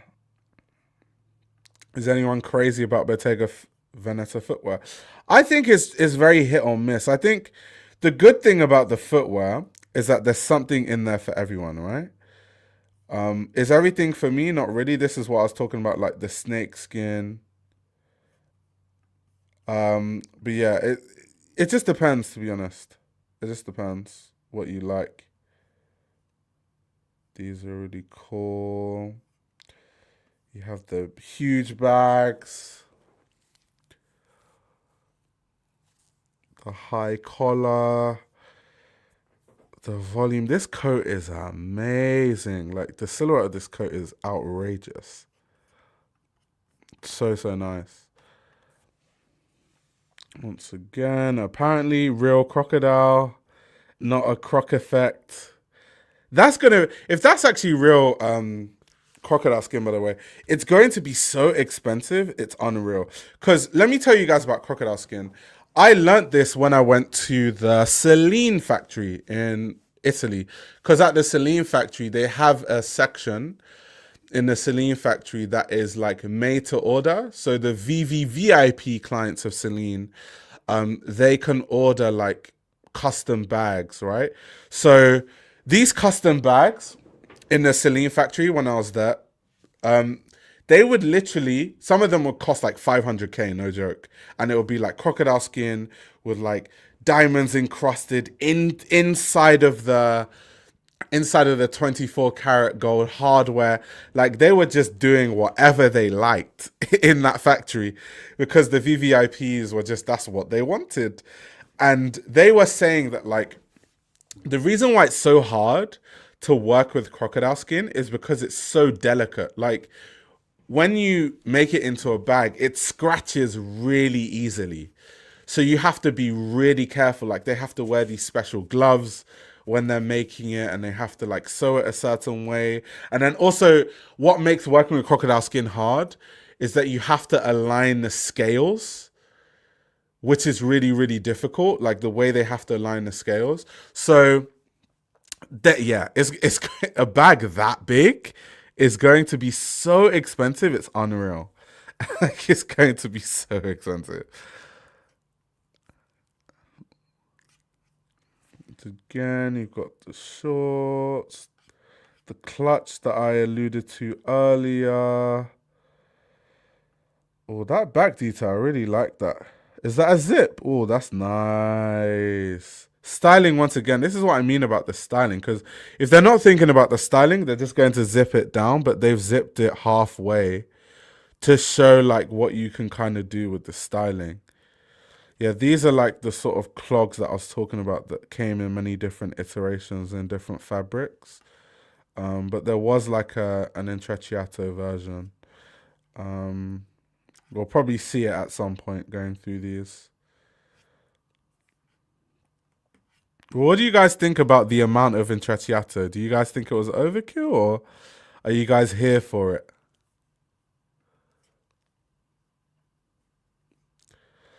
Okay, they have an Andiamo Voyager. It's all crocodile.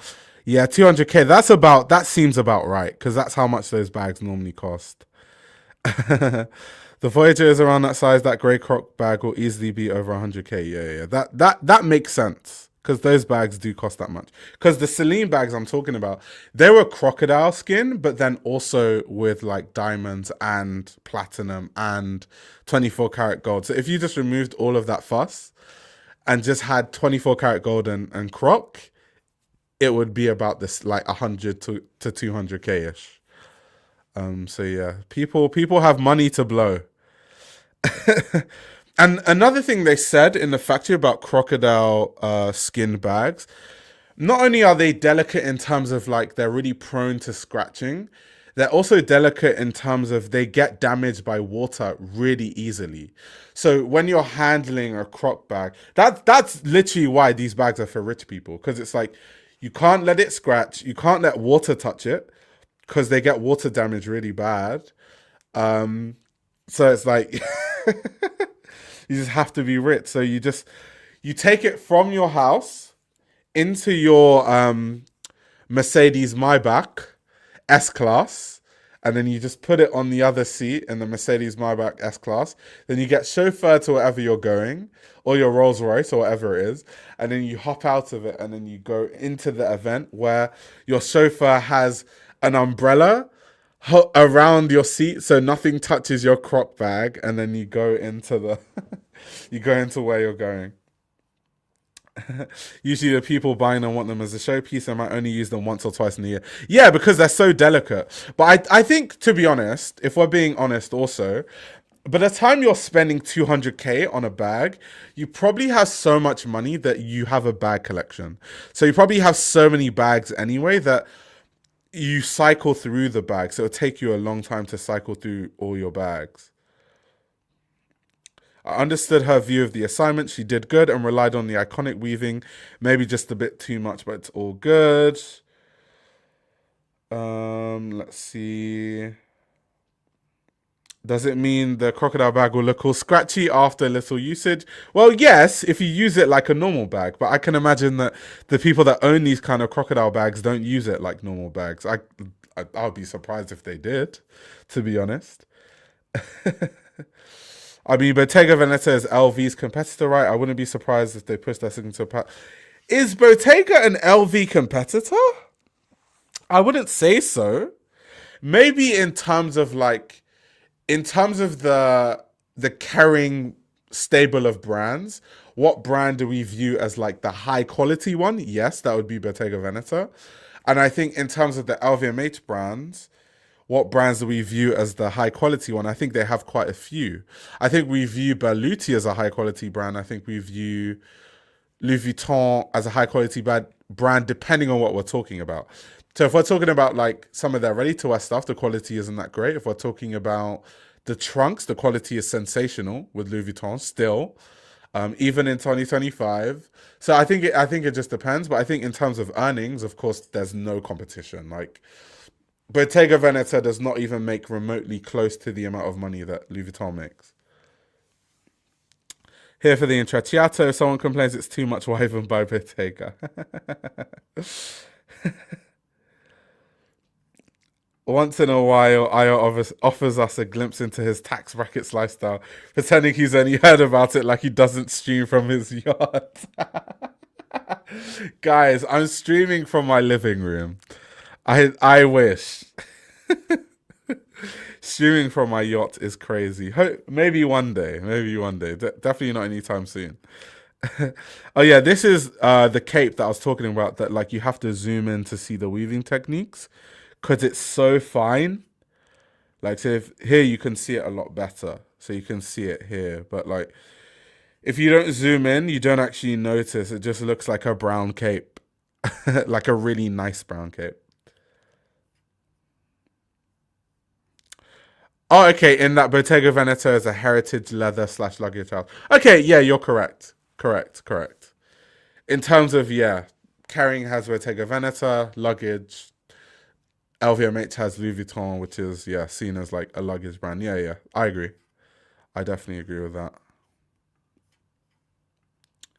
I love the bandana. Isn't it very interesting? Because once again, I mentioned Michael Ryder's Celine in terms of the two brands that I love the styling the most was this collection and Michael Ryder's Celine. And Michael Ryder at Celine has been doing that same, like the same sort of like bandana, front scarf, neck scarf styling thing. And Louise Trotter has done the same thing. So it's interesting. There's even similarities in terms of the way that they are styling pieces. This is the very famous recycled fiberglass. That was really cool. I want to know how much those pieces are going to cost. I'm so curious.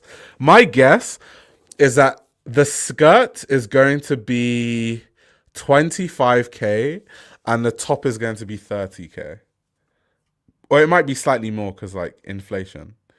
But these kind of pieces, when Mathieu Blazy used to make them, they were around like skirt 25, top 30. They're around that price. But yeah, anyway, guys, that is my final verdict on Louise Trotter's Bottega Veneta. I'm definitely a fan. Yeah, that is the Intrecciato version of the clogs that I was talking about. But I'm definitely a fan of what she's done so far. I love the campaigns. I think even recently she released another campaign that I thought was really cool. Let me see if I can get that on the screen. So I just think, yeah, everything she's been doing right now has been sensational, and long may it continue. Long may it continue. I want to know how much this fiberglass piece is. I think Kering's version of LV is Gucci. Yeah, if we're talking about in terms of financially, yes. Because Gucci is Kering's biggest brand financially. And then Louis Vuitton is LVMH's biggest brand financially. So, yeah.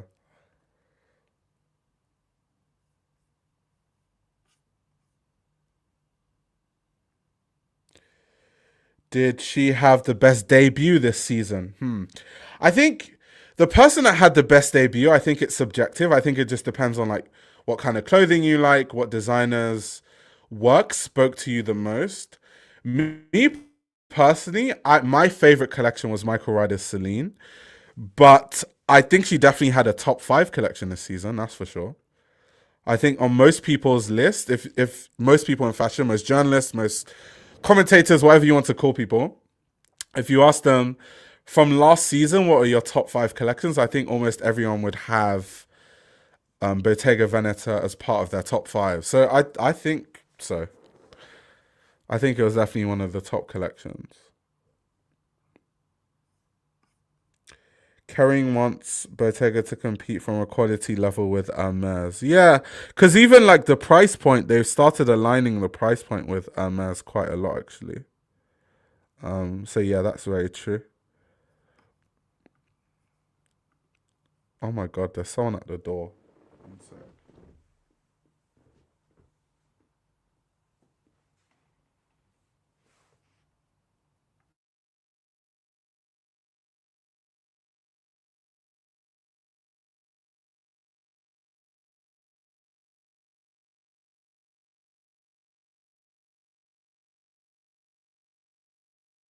Okay, I am back. That's now sorted. So yeah, moving on to the next topic.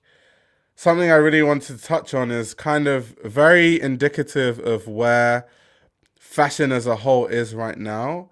And it is the story that I'm sure all of you are waiting for. The fact that Lauren Sanchez and Jeff Bezos are now one of the main sponsors of the Met Gala.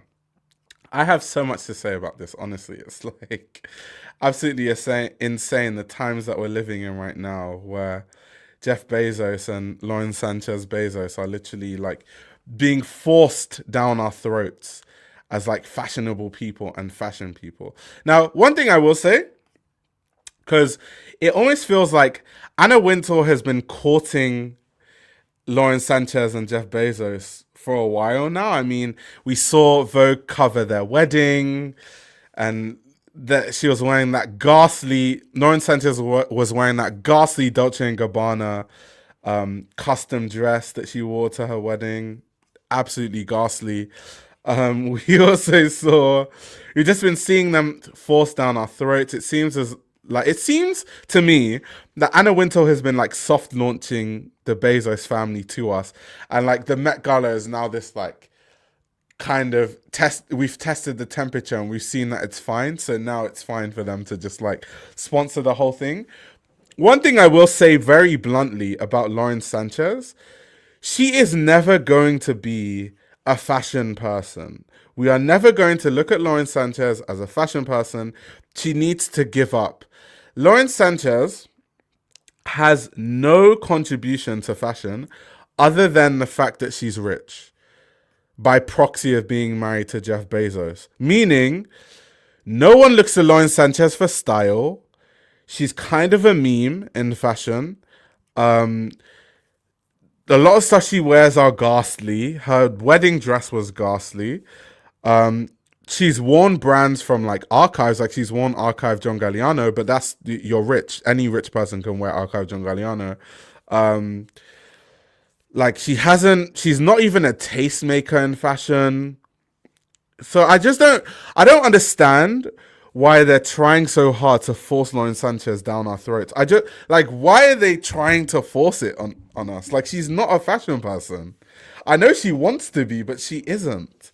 So I just don't understand why they're forcing us to try and like adopt Lauren Sanchez as a fashion person. And it's quite funny because I saw a lot of conversations around this where they were saying that Jeff basically bought his wife the party because she's just not cool. So it's like Jeff just buys Lauren. He's almost like buying her way into fashion, basically. It's like, instead of just like building her own, branding and personal brand as a fashion person, she's just buying her way into it. It's like, no one knows you for fashion, but I'm just going to give Vogue money and that's why they're going to cover my wedding. No one knows me for fashion, so I'm just going to buy the Met Gala and then be a big part of it, right? It's just like, I'm tired of it. I don't want to see these guys. I don't want to see Jeff. And I especially don't want to see Lauren. Like, it just feels like it's being forced down our throats. So I've not been the biggest fan of it, to be honest. But anyway, so if you guys didn't know, and it's quite interesting because they've taken it down, but the Met recently obviously had their announcement of the new theme, which is actually quite a really, really interesting theme, to be honest. Kind of like exploring artistic representations of the dressed body. Really cool theme. There's so much that they can do with it. Something I did find fascinating, actually. I read it in Amy Odell's newsletter. If you guys are not subscribed to her newsletter, what are you doing? But Amy Odell essentially mentioned that she heard from someone that, like, through the grapevine, she heard that apparently the Costume Institute is kind of pushing for them to incorporate themes that mean that they can use the Met's existing collection, which saves money because then they don't have to start borrowing and insuring pieces and loaning pieces and doing all this sort of stuff. And also it's kind of helping them to push their permanent collection more, which makes sense, and it's like cost effective for them, so it makes sense why they would do that. But in this initial announcement, as you can see, they read it, if you're reading it, focusing on Western art from prehistory to the present.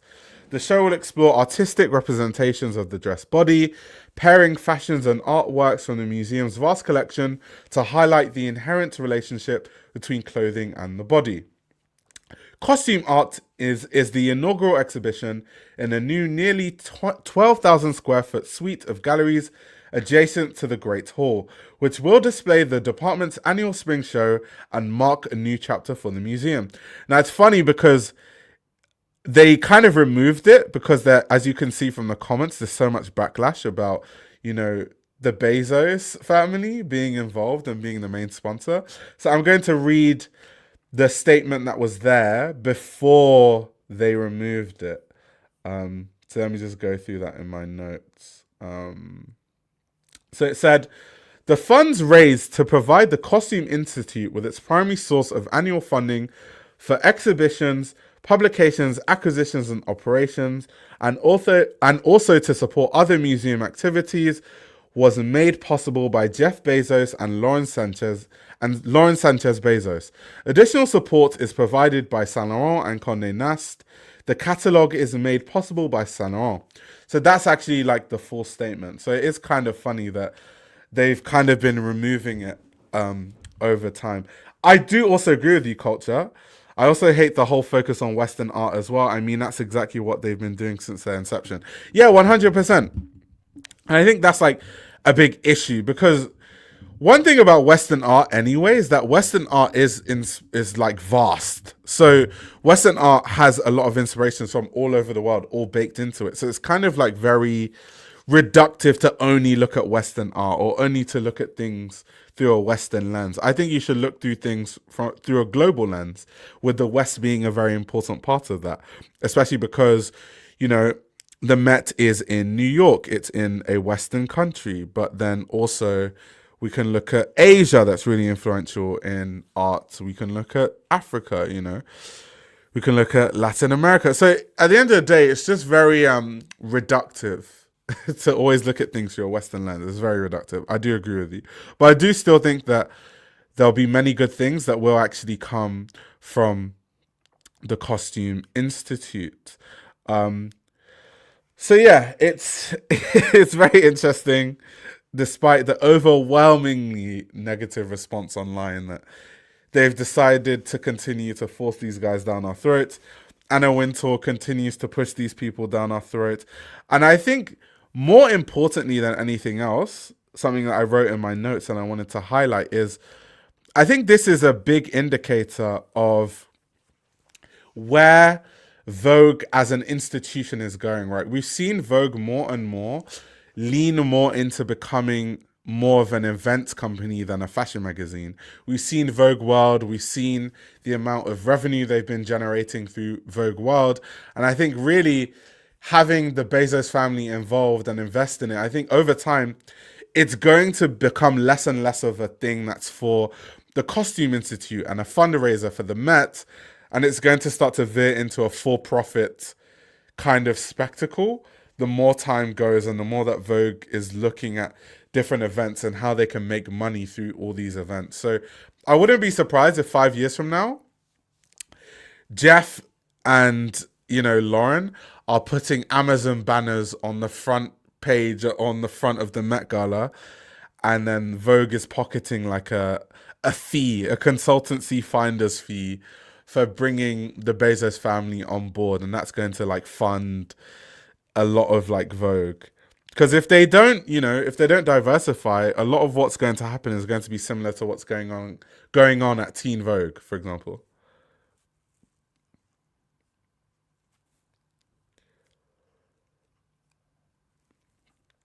But could it be that it's West facing because most of the Met's collection is Western costume?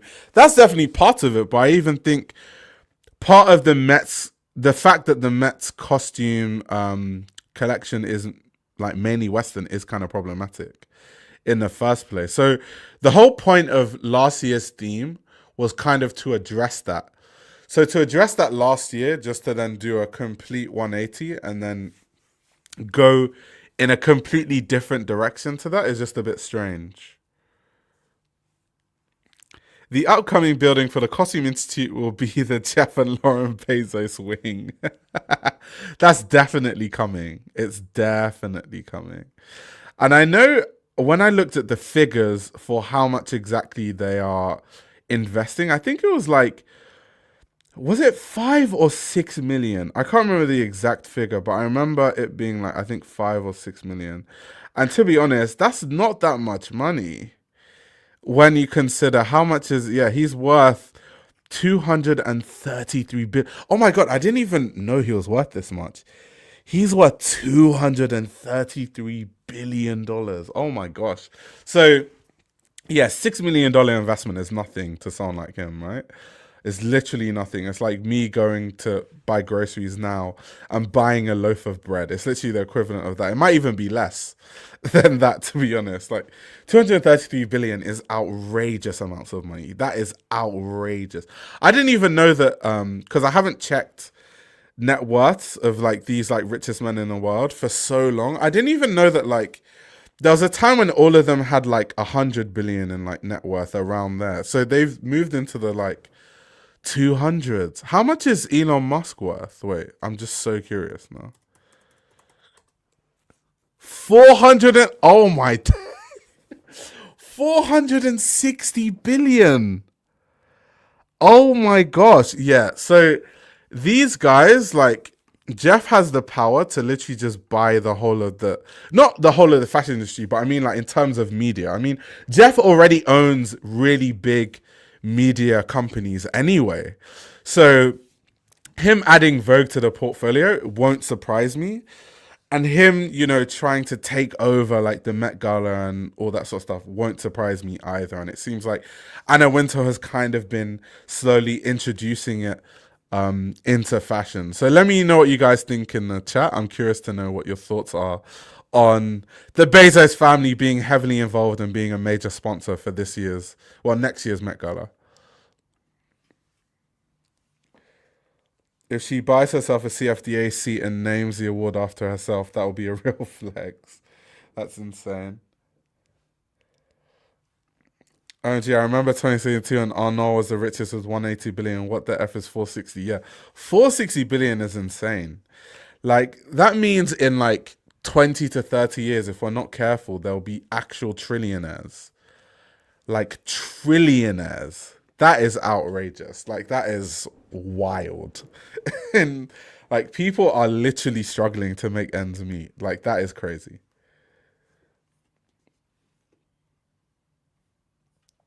Let me see what you guys are saying about this in the chat before we move on. Before we move on from the Bezos family hijacking fashion. It's so funny because before I hopped on the stream, right, I was reading, and I won't read to you like all of this article, but if you guys want, definitely read this article. It's a really good article, but it's essentially via The Independent. And the title is How Jeff Bezos and Lauren Sanchez Set Their Sights on Becoming the New Posh and Becks. And it's so funny because it's like, this is the problem with like people that are like really rich.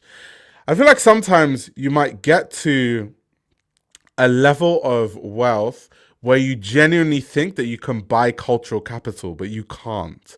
So the thing about, you know, Posh and Becks is that David Beckham is a cultural icon. Like, people actually love David Beckham. David Beckham played football for England. He played football for one of the most iconic football clubs of all time, Manchester United. He played for, you know, Real Madrid, one of the most iconic football clubs in the world and the most successful club in history. He is like a legend in sports. Then you have Posh, who obviously is a really famous singer. So it's like, and then obviously has gone on to like build a really big brand that is like doing well right now. So it's like, how can you compare people that are genuine fashion icons? Like, people genuinely look to what Victoria Beckham wears as like you know, I'm going to dress like this. Victoria Beckham wore it. I'm going to wear it. Like, people actually love the Beckhams. Like, no one loves the Bezos family. Lauren Sanchez is not a style icon. No one looks at Lauren Sanchez for style inspo. She's not influential in anything. She's not influential in journalism. She's not influential in media. She's not influential in fashion. It's just money. That's it. Jeff obviously is influential in business, but not in fashion. So it's just like, it's insane that they think they can just use money to become the next, like, David and Victoria. It's like very, very silly. Very silly. How could you be so rich but also so try hard? Exactly.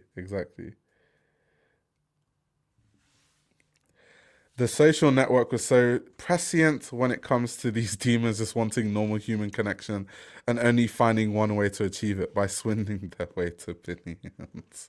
Yeah, it's just, you can't buy approval. If you want to be a fashion icon, you have to build it. And obviously money helps, because money means that you have access to everything. But what you can't do is completely buy your way into being like influential in fashion. That's not how it works.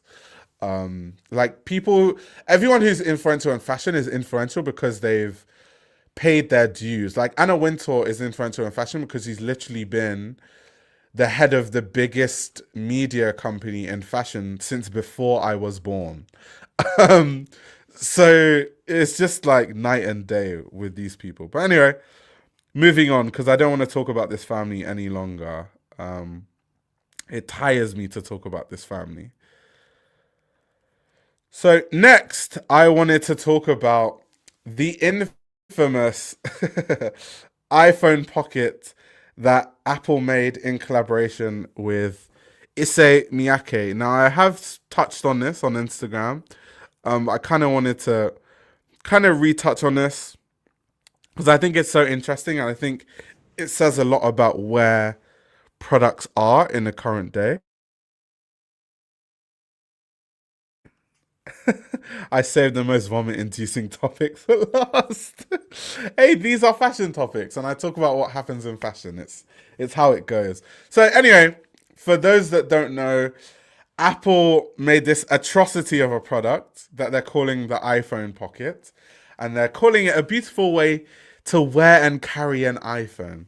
Born out of a collaboration between Issey Miyake and Apple, the iPhone Pocket features a singular 3D knitted construction designed to fit any iPhone.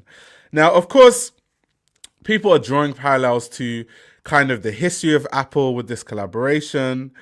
You know, there's people are talking about the fact that, you know, Steve Jobs used to wear the Issey Miyake turtlenecks that all of us know about, and the fact he had so many, and Issey Miyake was his favorite designer. We all know this. And so people have been drawing parallels to the fact that, well, this is very on brand for Apple when you think about the heritage of Apple, and then you think about the connection between Issey Miyake. And I'm like, that's definitely correct. That's definitely true. But I would expect them to create something more interesting. When I think of Issey Miyake, I think of a designer who, and obviously, unfortunately, Issey Miyake is no longer with us, but when I think of his work, I think of someone that was really innovative with the way that he used fabrics. Even Pleats Please and Issey Miyake was really innovative with the way that he did pleats with polyester.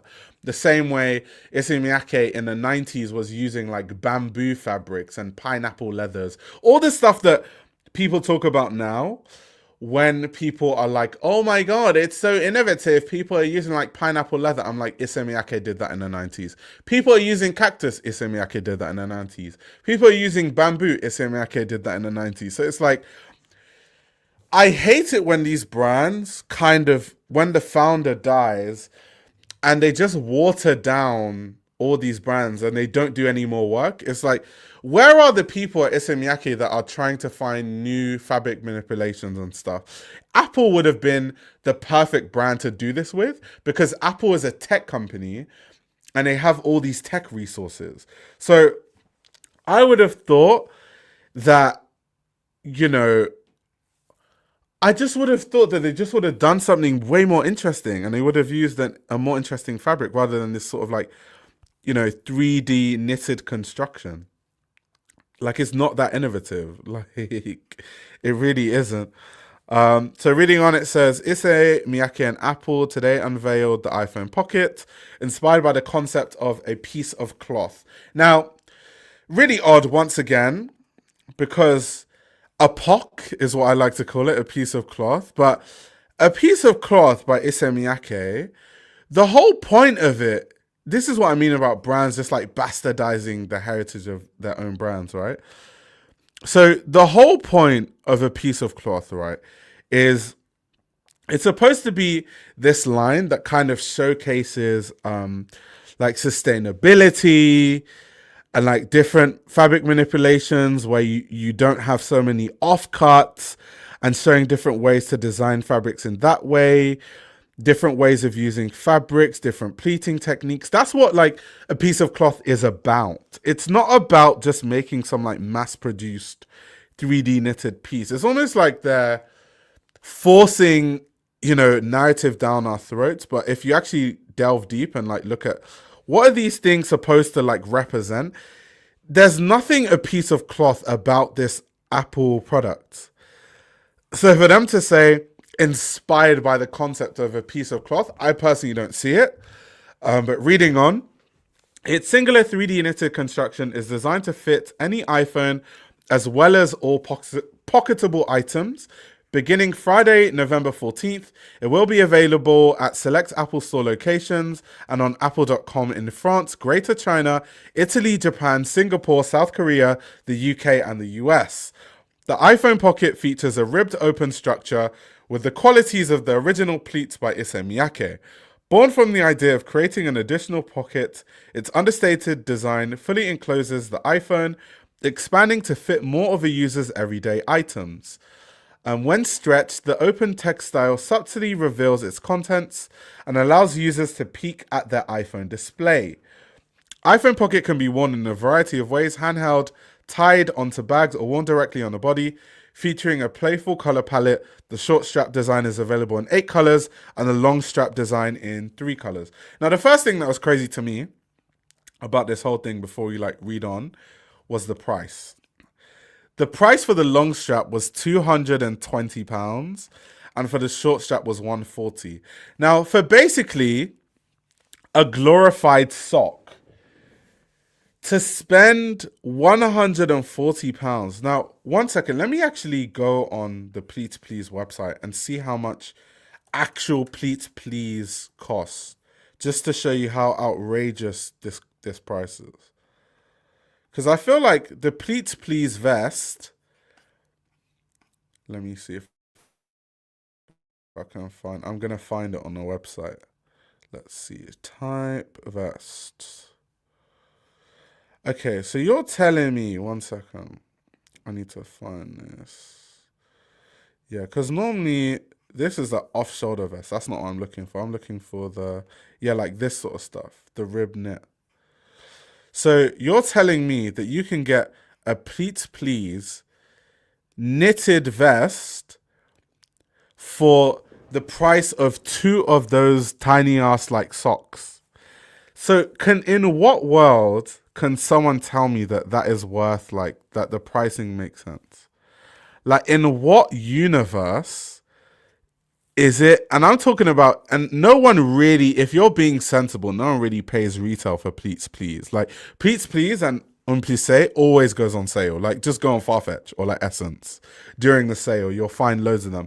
So realistically, if we're being honest, on sale, this piece would be like 300.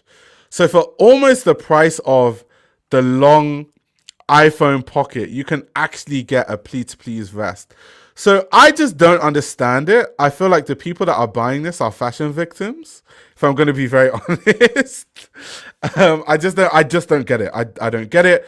You're going to get robbed. If you live in any sort of metropolitan city, like in London, or people that live in New York or whatever, and those are the places where it's available to buy, like Italy, Japan, Singapore, South Korea, the UK, the US, France. A lot of these places, if you wear this on the street, you're going to get robbed. they might not only take your phone now, they might just take your pocket and your phone since it's worth so much. And it's easy to sell. Because it's not traceable like a phone, right? It's just a knitted piece. So I just don't get it. I just don't get it. And I've seen a lot of videos online with a lot of people, you know, wearing it and talking about, you know, the different ways you can wear it. So let's watch some of these videos on TikTok. So you've got people wearing it crossbody, people wearing it as a necklace, you've got people wearing it as an accessory on their bags, people wearing it on their scarves, people wearing it as like on their belt loops. Yeah, the Issey Miyake Bao bag, people are wearing it that way. I've seen a lot of like the Issey Miyake heads just like wearing it.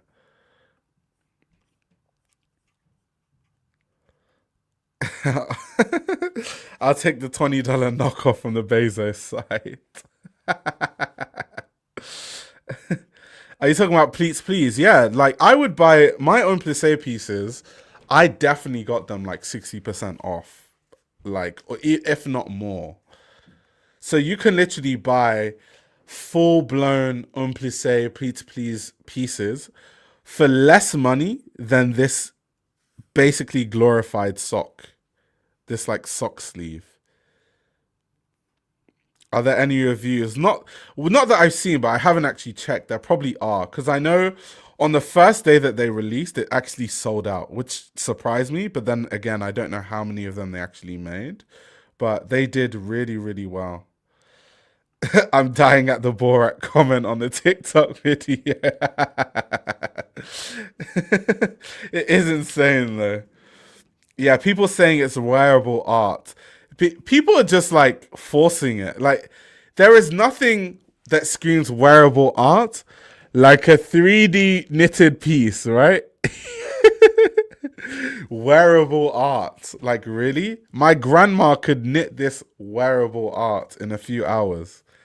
Like, do you know how easily my grandma could knit that? Like, that's light work for my grandma. Also, Lias did a video where he reviewed it, so let's see what he has to say. The iPhone Pocket by Issey Miyake. What the shit? Look at this. This is fab. The packaging is very Apple, minimal, but still very, very chic. What the fuck? Oh, it's kind of... For a split second, I thought it was like an elongated G-string. That's kind of how it looked from that angle. Pleated, like the Pleats Please line of Issey Miyake, but it's still woven. That pleat is definitely not like Pleats Please. It's definitely not like Pleats Please. It's not. And it's not really pleats. It looks like and reminds me of the Steve Jobs turtleneck. That was actually Issey Miyake.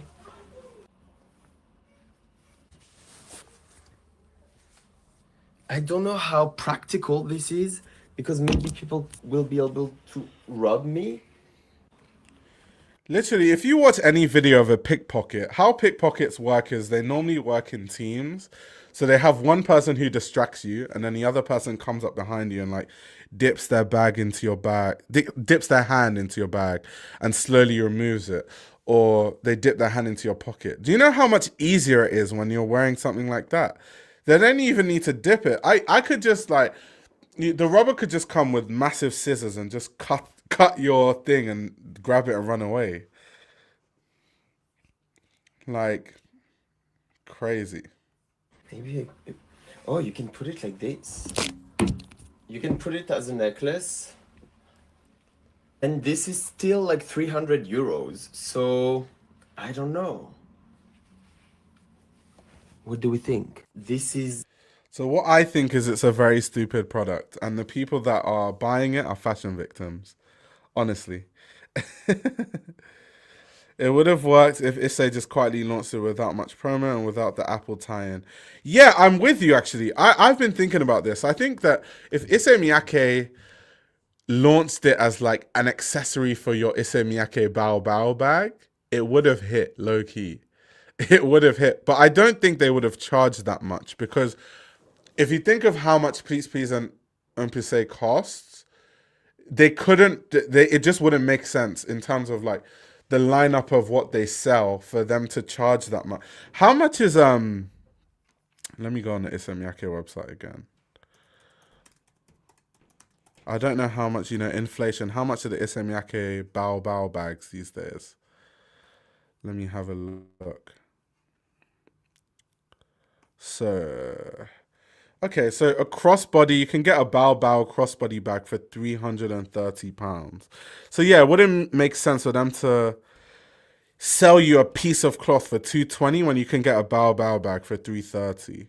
That doesn't make sense. So if they released it as an accessory for your bag, and it was like kind of how brands are releasing charms, and maybe if they sold it for like £80, £90, like that kind of range, I think it would have flown off the shelves and it would have been more tasteful. But I think the whole Apple thing and how much they're charging for it is kind of what makes it make less and less sense, to be honest. Yeah, $110 tops. Facts. Facts. For sure. A few street style sightings and some Fashion Week buzz would have given it the viral moment they wanted. Yeah, I'm totally with you. But then I guess for them, Issey Miyake does not have that like pop culture relevance the way that Apple does, right? Because I think them collaborating with Apple, maybe they did get what they wanted, in the sense that they wanted it to touch a certain level of mainstream that it wouldn't have touched if, Apple wasn't attached to it. So I think it just depends, but I just think the whole thing is just a waste of fabric. What do I think of brands charging 300 to 500 euros for a bag charm? I think it just depends what the charm is.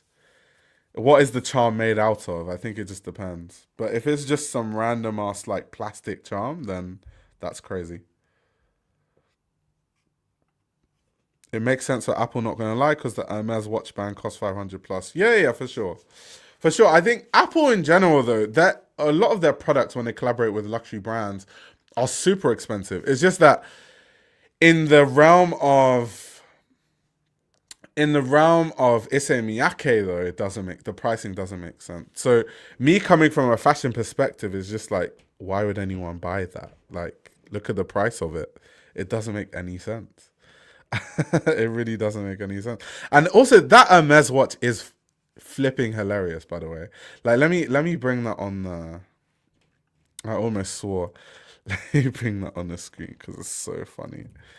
It's so like, people are such victims of consumerism. Like, look at this watch, right?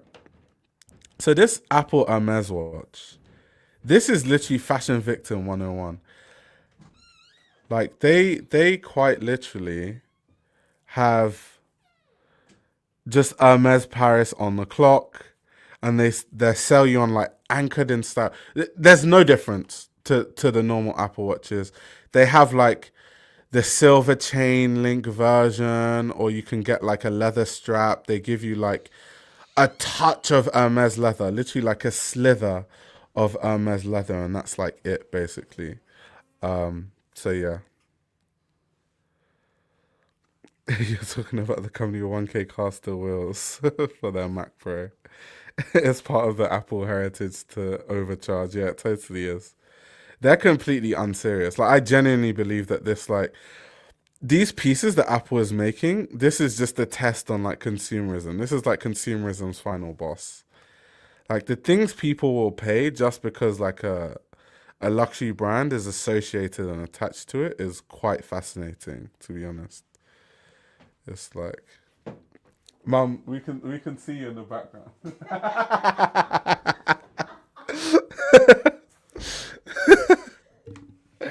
That's funny.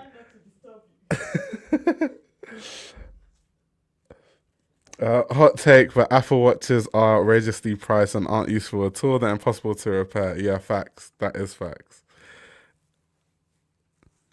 I think the worst consumerism thing I've bought is Gucci socks. Not gonna lie, I love them.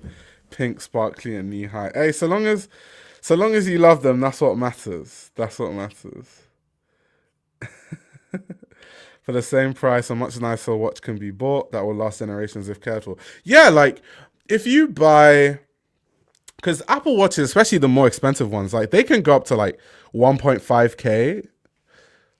Last time I checked, maybe there's even one that can go up to 2K, but 1.5K, you can like spec an Apple Watch up to 1.5K. Now, if you buy vintage watches, if you're into vintage watches, you can get like a vintage Cartier for like that kind of price if you find a good deal that will last a long time.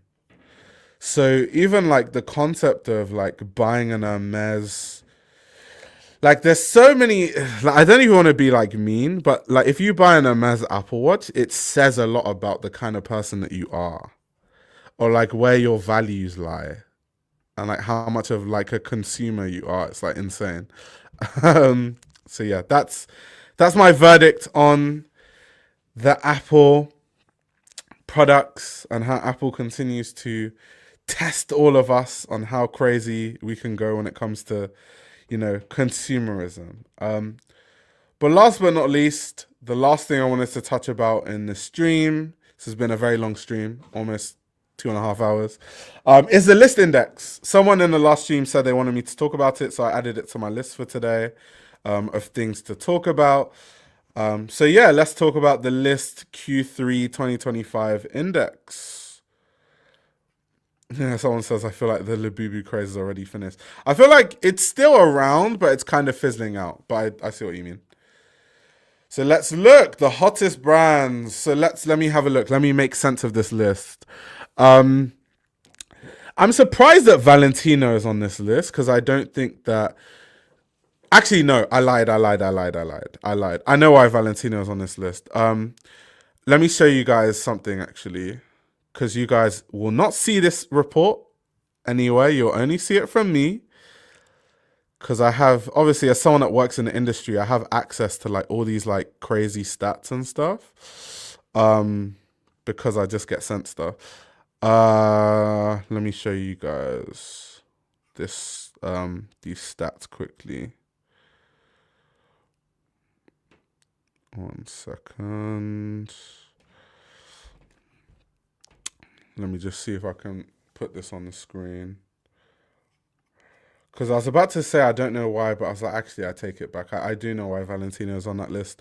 So the reason why Valentino is on this list, and this is one of the reports that Carla Otto does in collaboration with Lefty Insights. They do like kind of these like women's wear roundups where they collect all the stats and they look at like earned media value and all these kind of things. And they had a stat on Valentino that I thought was really surprising. They had a stat of like the brands that, yes, the top 5 brands by earned media value. And Valentino was top 5.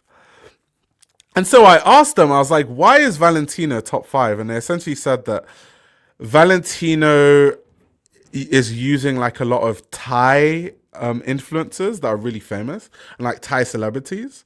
So in Thailand and in like Korea, Valentino is like really buzzing, really buzzing. So like people are really taking to what Alessandro Michele is like doing, which surprised me because like from where I'm sitting, I'm like, I feel like his Valentino is like stagnating. So that makes it, I just wanted to highlight that to say that that's why Valentino is still on that list, even though it seems like they shouldn't be on that list, but that's exactly why. How does earned media value actually work? So there's like loads of different like stats that they take into account to like get earned media value. It's like,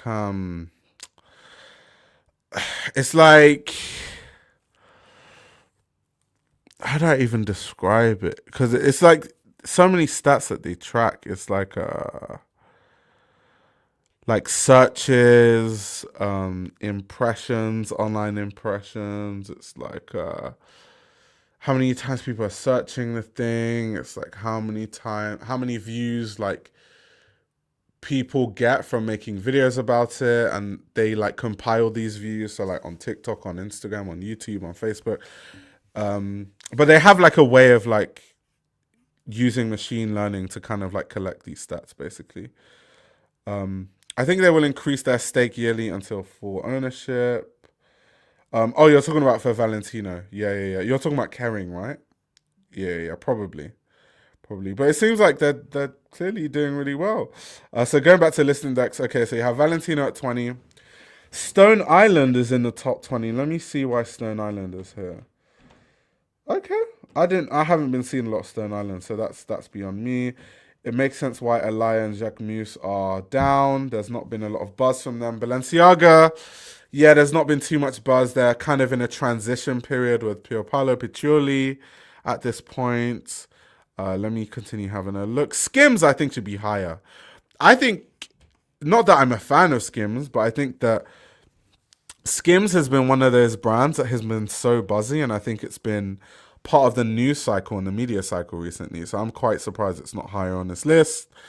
Gucci being up by 4 places, I mean, it goes without saying.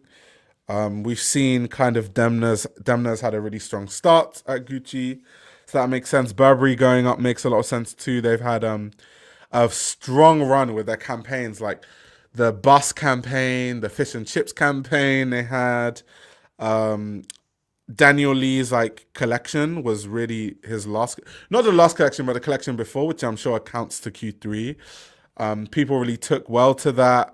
That makes sense. Versace, I mean, Dario Vitale's debut. A lot of people are talking about that. There was a lot of stuff going there. Moncler, neither here nor there. Koei being down makes sense. I think that Chimene Kamali is still doing really well there, but I think that the buzz is slightly lower from like when she started, so that makes sense. Ralph Lauren going up makes sense also. You had the whole conversation about like Martha's Vineyard and like Polo Ralph Lauren, and now that we're talking about quarter zips, Ralph Lauren might even be higher in Q4 if everyone is buying the Ralph Lauren quarter zips. Loewe going down, that makes sense. Once again, they're in a transition period. Bottega Veneta going up, yeah, like they've said. Louise Trotter's debut collection. Not just that to me, also Louise Trotter's campaigns that she's been doing have been really strong. People have really taken to that. They've expanded the launches of their fragrances, so there's a lot going on there. Prada going down 2 spaces, neither here nor there. Miu Miu still being at the top makes sense. Saint Laurent being at the top makes sense. I mean, those loafers, or what are they, like moccasins? I'm so sure it's going to be in this list index. I cannot stop seeing people wear it. There's like those loafers, and then the rose version. What are they called? Like an ill loafer? There's like moccasin looking loafer. I would have thought that the Row and Saint Laurent, just based on those shoes alone, would be like 1 and 2, to be fair. And then COS being this high also makes all the sense in the world. Like, we've been talking about why COS is like really high these days, considering like COS basically being like affordable the Row, and the Row being such a buzzy, trendy brand. So like, I would expect it to be like Saint Laurent, the Row, COS, and then Miu Miu, Prada, and then Coach, and then Bottega, and then go on from there. That's kind of how I thought it would be.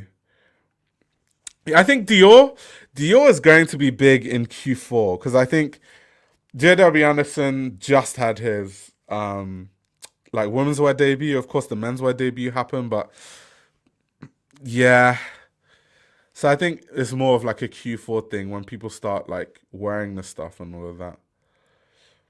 COS is basically what H&M wants to be. Yeah, facts. COS is literally what H&M is trying to become. COS and the whole minimal / Scandi look is so over. I don't get it. It's definitely not over. The Row is all the rage right now, honestly. Yep. So the Row steals from the past and COS steals from the Row. Real fashion human centipede. It's so true though. It's so true. This is interesting that COS is blown up in the States. Privacy Advocate. Where in the States are you based? Are you based in New York? Because obviously New York is very like fashion forward, but I want to know like if COS is also really blowing up in like other parts of the US other than like New York. There is New York, and then the rest of the country is like 1 year behind. Yeah, that's kind of what I was alluding to. Okay, you're based in California. Okay, that's cool.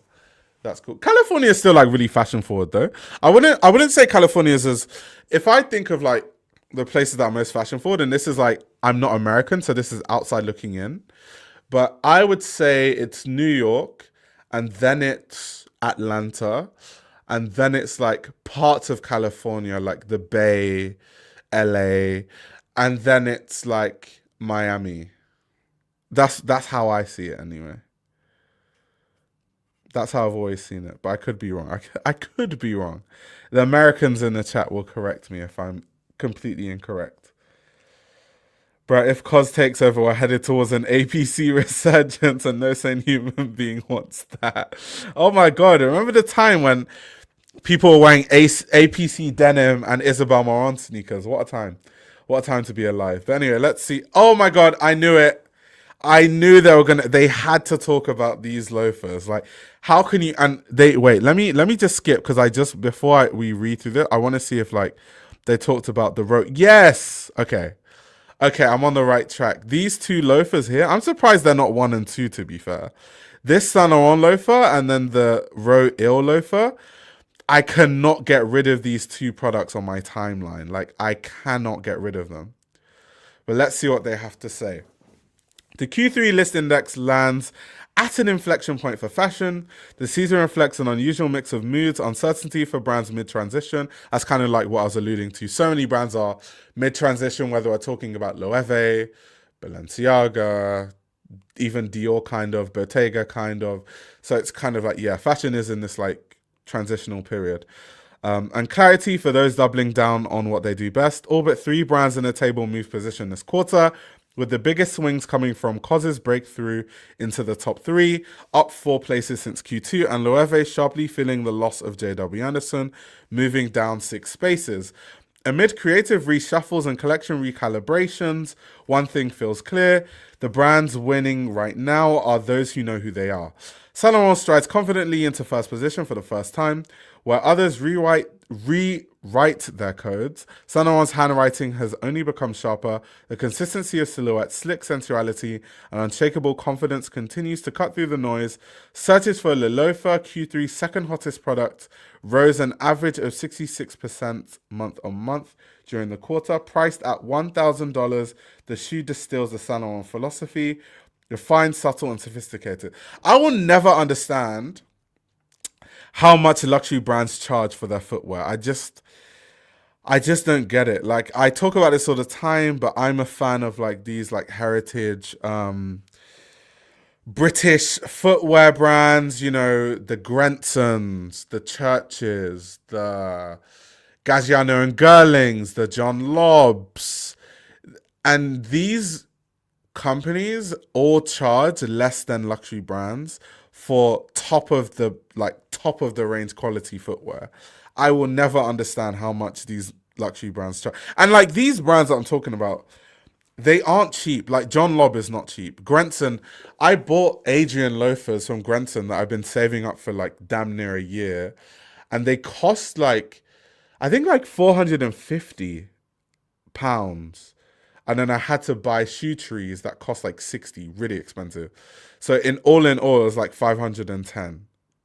And those are like top of the line, like Goodyear welted. If anything happens, I just take them to Grenson. They can fix it for me whenever I need. They have all the leathers in touch. They have everything, so I can just get them fixed whenever, forever, literally. So I will never understand the pricing of these shoes. But in terms of like what is really buzzing right now, these sort of moccasin style loafers are huge, especially in women's wear. It's quite luxury still sustaining demand. The data shows simplicity and restraint continue to resonate with consumers seeking understated pieces across price points. Moving up 4 positions, COS becomes the world's third hottest brand with a 147% increase in searches this quarter. The COS chunky cashmere sweater, last appearing in Q4 2024, returns as one of this quarter's hottest items. I mean, that makes sense. It's now winter. Everyone wants to look for their quiet luxury staples, so everyone is flocking to COS for that. But let's see.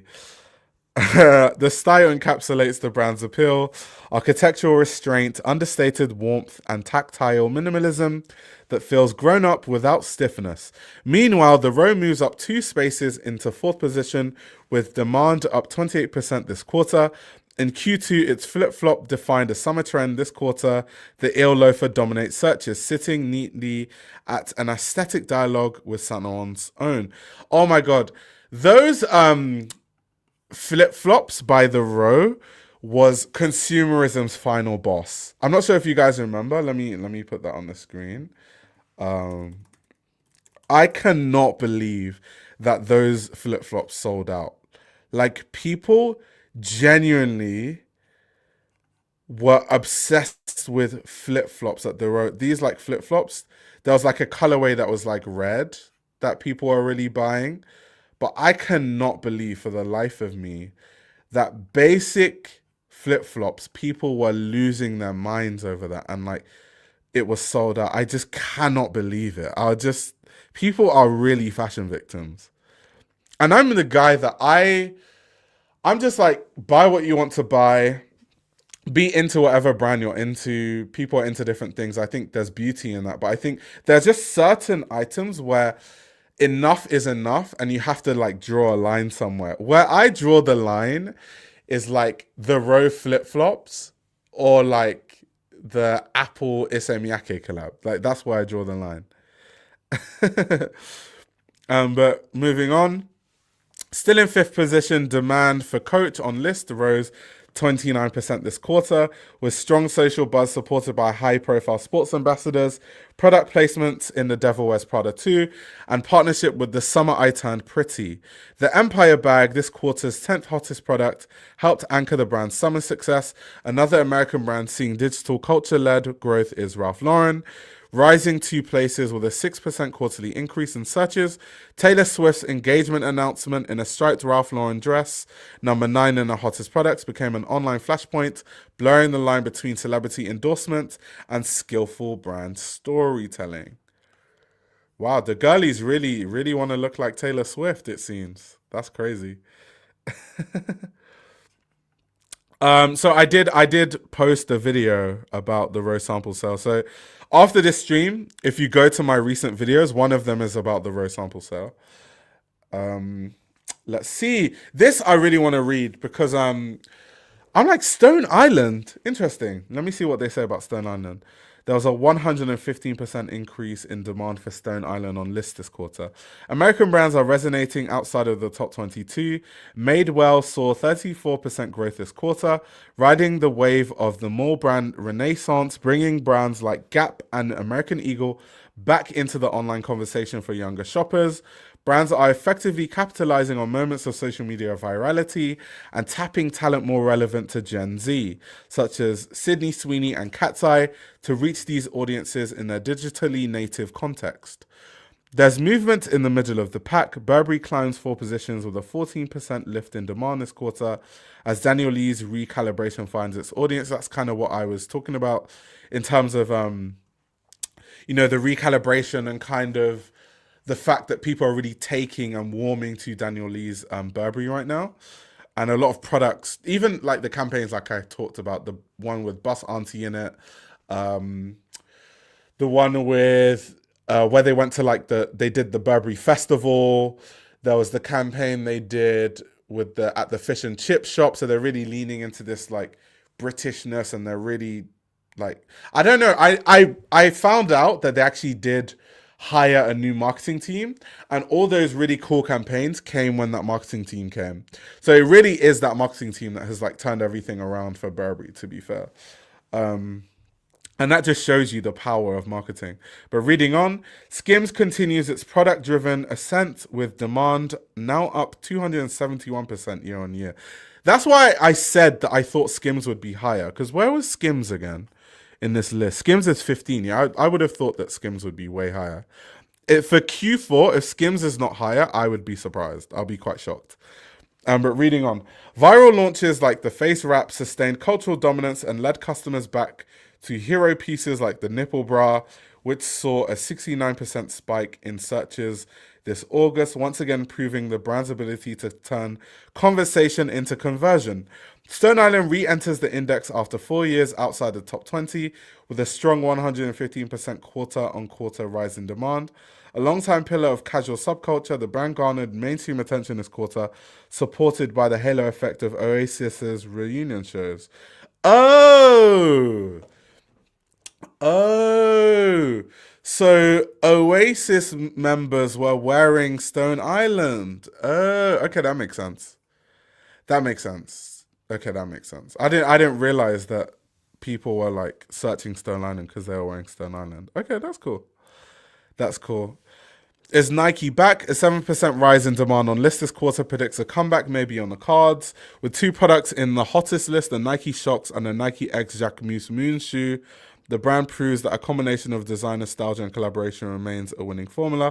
Under the new CEO, Elliot Hill, appointed at the end of 2024, Nike has returned to its roots, pivoting back to performance and innovation to focus on athlete-led design and strategic partnerships, including the Nike Skims collaboration that launched at the very end of the quarter. From the research I've been doing, though, the Nike Skims collaboration hasn't really been doing so well, to be honest. It really hasn't. It really, really hasn't. He said the answer was right under I was British. Nice. It really was. Taken together, Q3's results reveal a fashion landscape regaining balance after several volatile seasons. New creative leads are still settling, but those with a defined direction like Saint Laurent, Devoe, and COS are proving that conviction is the key to clarity. It's time for brands to be brave. The world's hottest aren't following the rhythm. They are setting the tempo. I'm not going to lie. These Jacquemus and Moon shoes have been growing on me. I still wouldn't wear it. It's not my style. But I do think that they've grown on me. Okay, so let's look at... So the hottest piece is still flip-flops. So we've gone from the row flip-flops to different flip-flops. So people literally are willing to spend like silly amounts of money on just like flip-flops. Fascinating. The 2 to 4 makes sense. The Saint Laurent loafers, I've seen those everywhere. The row loafers, I've seen them everywhere. The chunky cashmere sweaters, I've seen those. The Skims, pierced nipple push-up bra, I've seen those.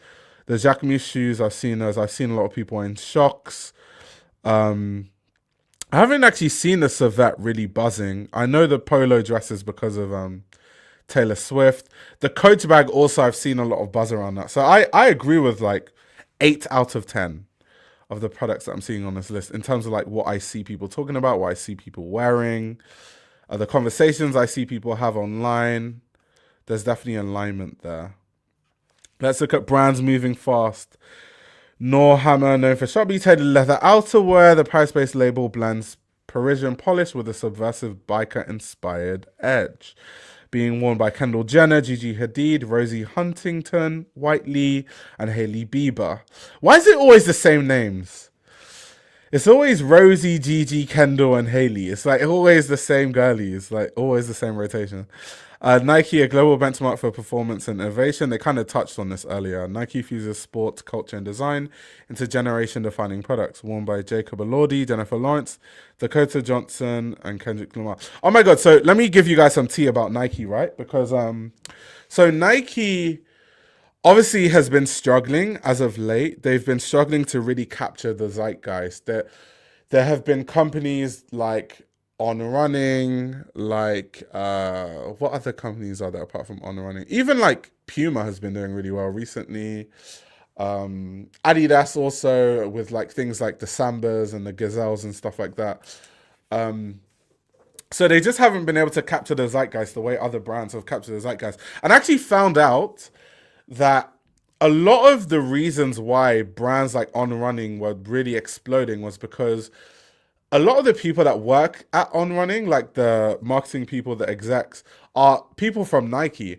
So I found out through like just knowing a lot of people that work at Nike now, that apparently a lot of people who had really good ideas, but they felt like their ideas weren't being taken seriously, or people weren't, using their ideas, taking their ideas on board when they're working at Nike, got so frustrated. So like a bunch of them quit and just all went to like On Running and like different startups. and like all their ideas were used at those companies, and those were the same ideas that basically came back to bite Nike. So Nike learnt that they should have listened to these ideas, and they need to take heed to what like younger people are telling them with how the market is changing. And now Nike has thrown money at all these people and hired them back, and that's why now Nike is having a resurgence, because now they're having those people with the fresh ideas. So yeah. Very, very fascinating. Moving on, Madewell, a heritage American brand built on denim and ease. Madewell champions on fussy, timeless staples that balance comfort with quiet style. Quarter rise in demand is 34%. So that's very interesting. But yeah, guys, that is the Lyst Index in total. That was really fun. It's always good to see kind of what products are trending, you know, what people are really talking about, what people are obsessed with. That's always nice. Also, thank you, Privacy Advocate, for becoming a channel member. Just for your info, because you're a channel member, you have access to like all the channel member videos. I posted a Glenn Martin's interview like yesterday, and then a few days before that, I posted an interview with JC Churro. So when you have the time, definitely check out those videos. But yeah, guys, on that note, this has been a very long stream. This was very fun. Thank you very much for tuning in. I shall be seeing you guys later. Thank you for tuning in, because I didn't expect anyone to tune in. It's really early. I started at like 7 a.m. UK time, which is outrageous. That's like 1, 2, 3 a.m. in the US, depending where people are in the US. So yeah, thank you very much, guys, for tuning in. I shall be seeing you in the next stream. And till then, you know, focus on fashion, read about fashion, learn about fashion.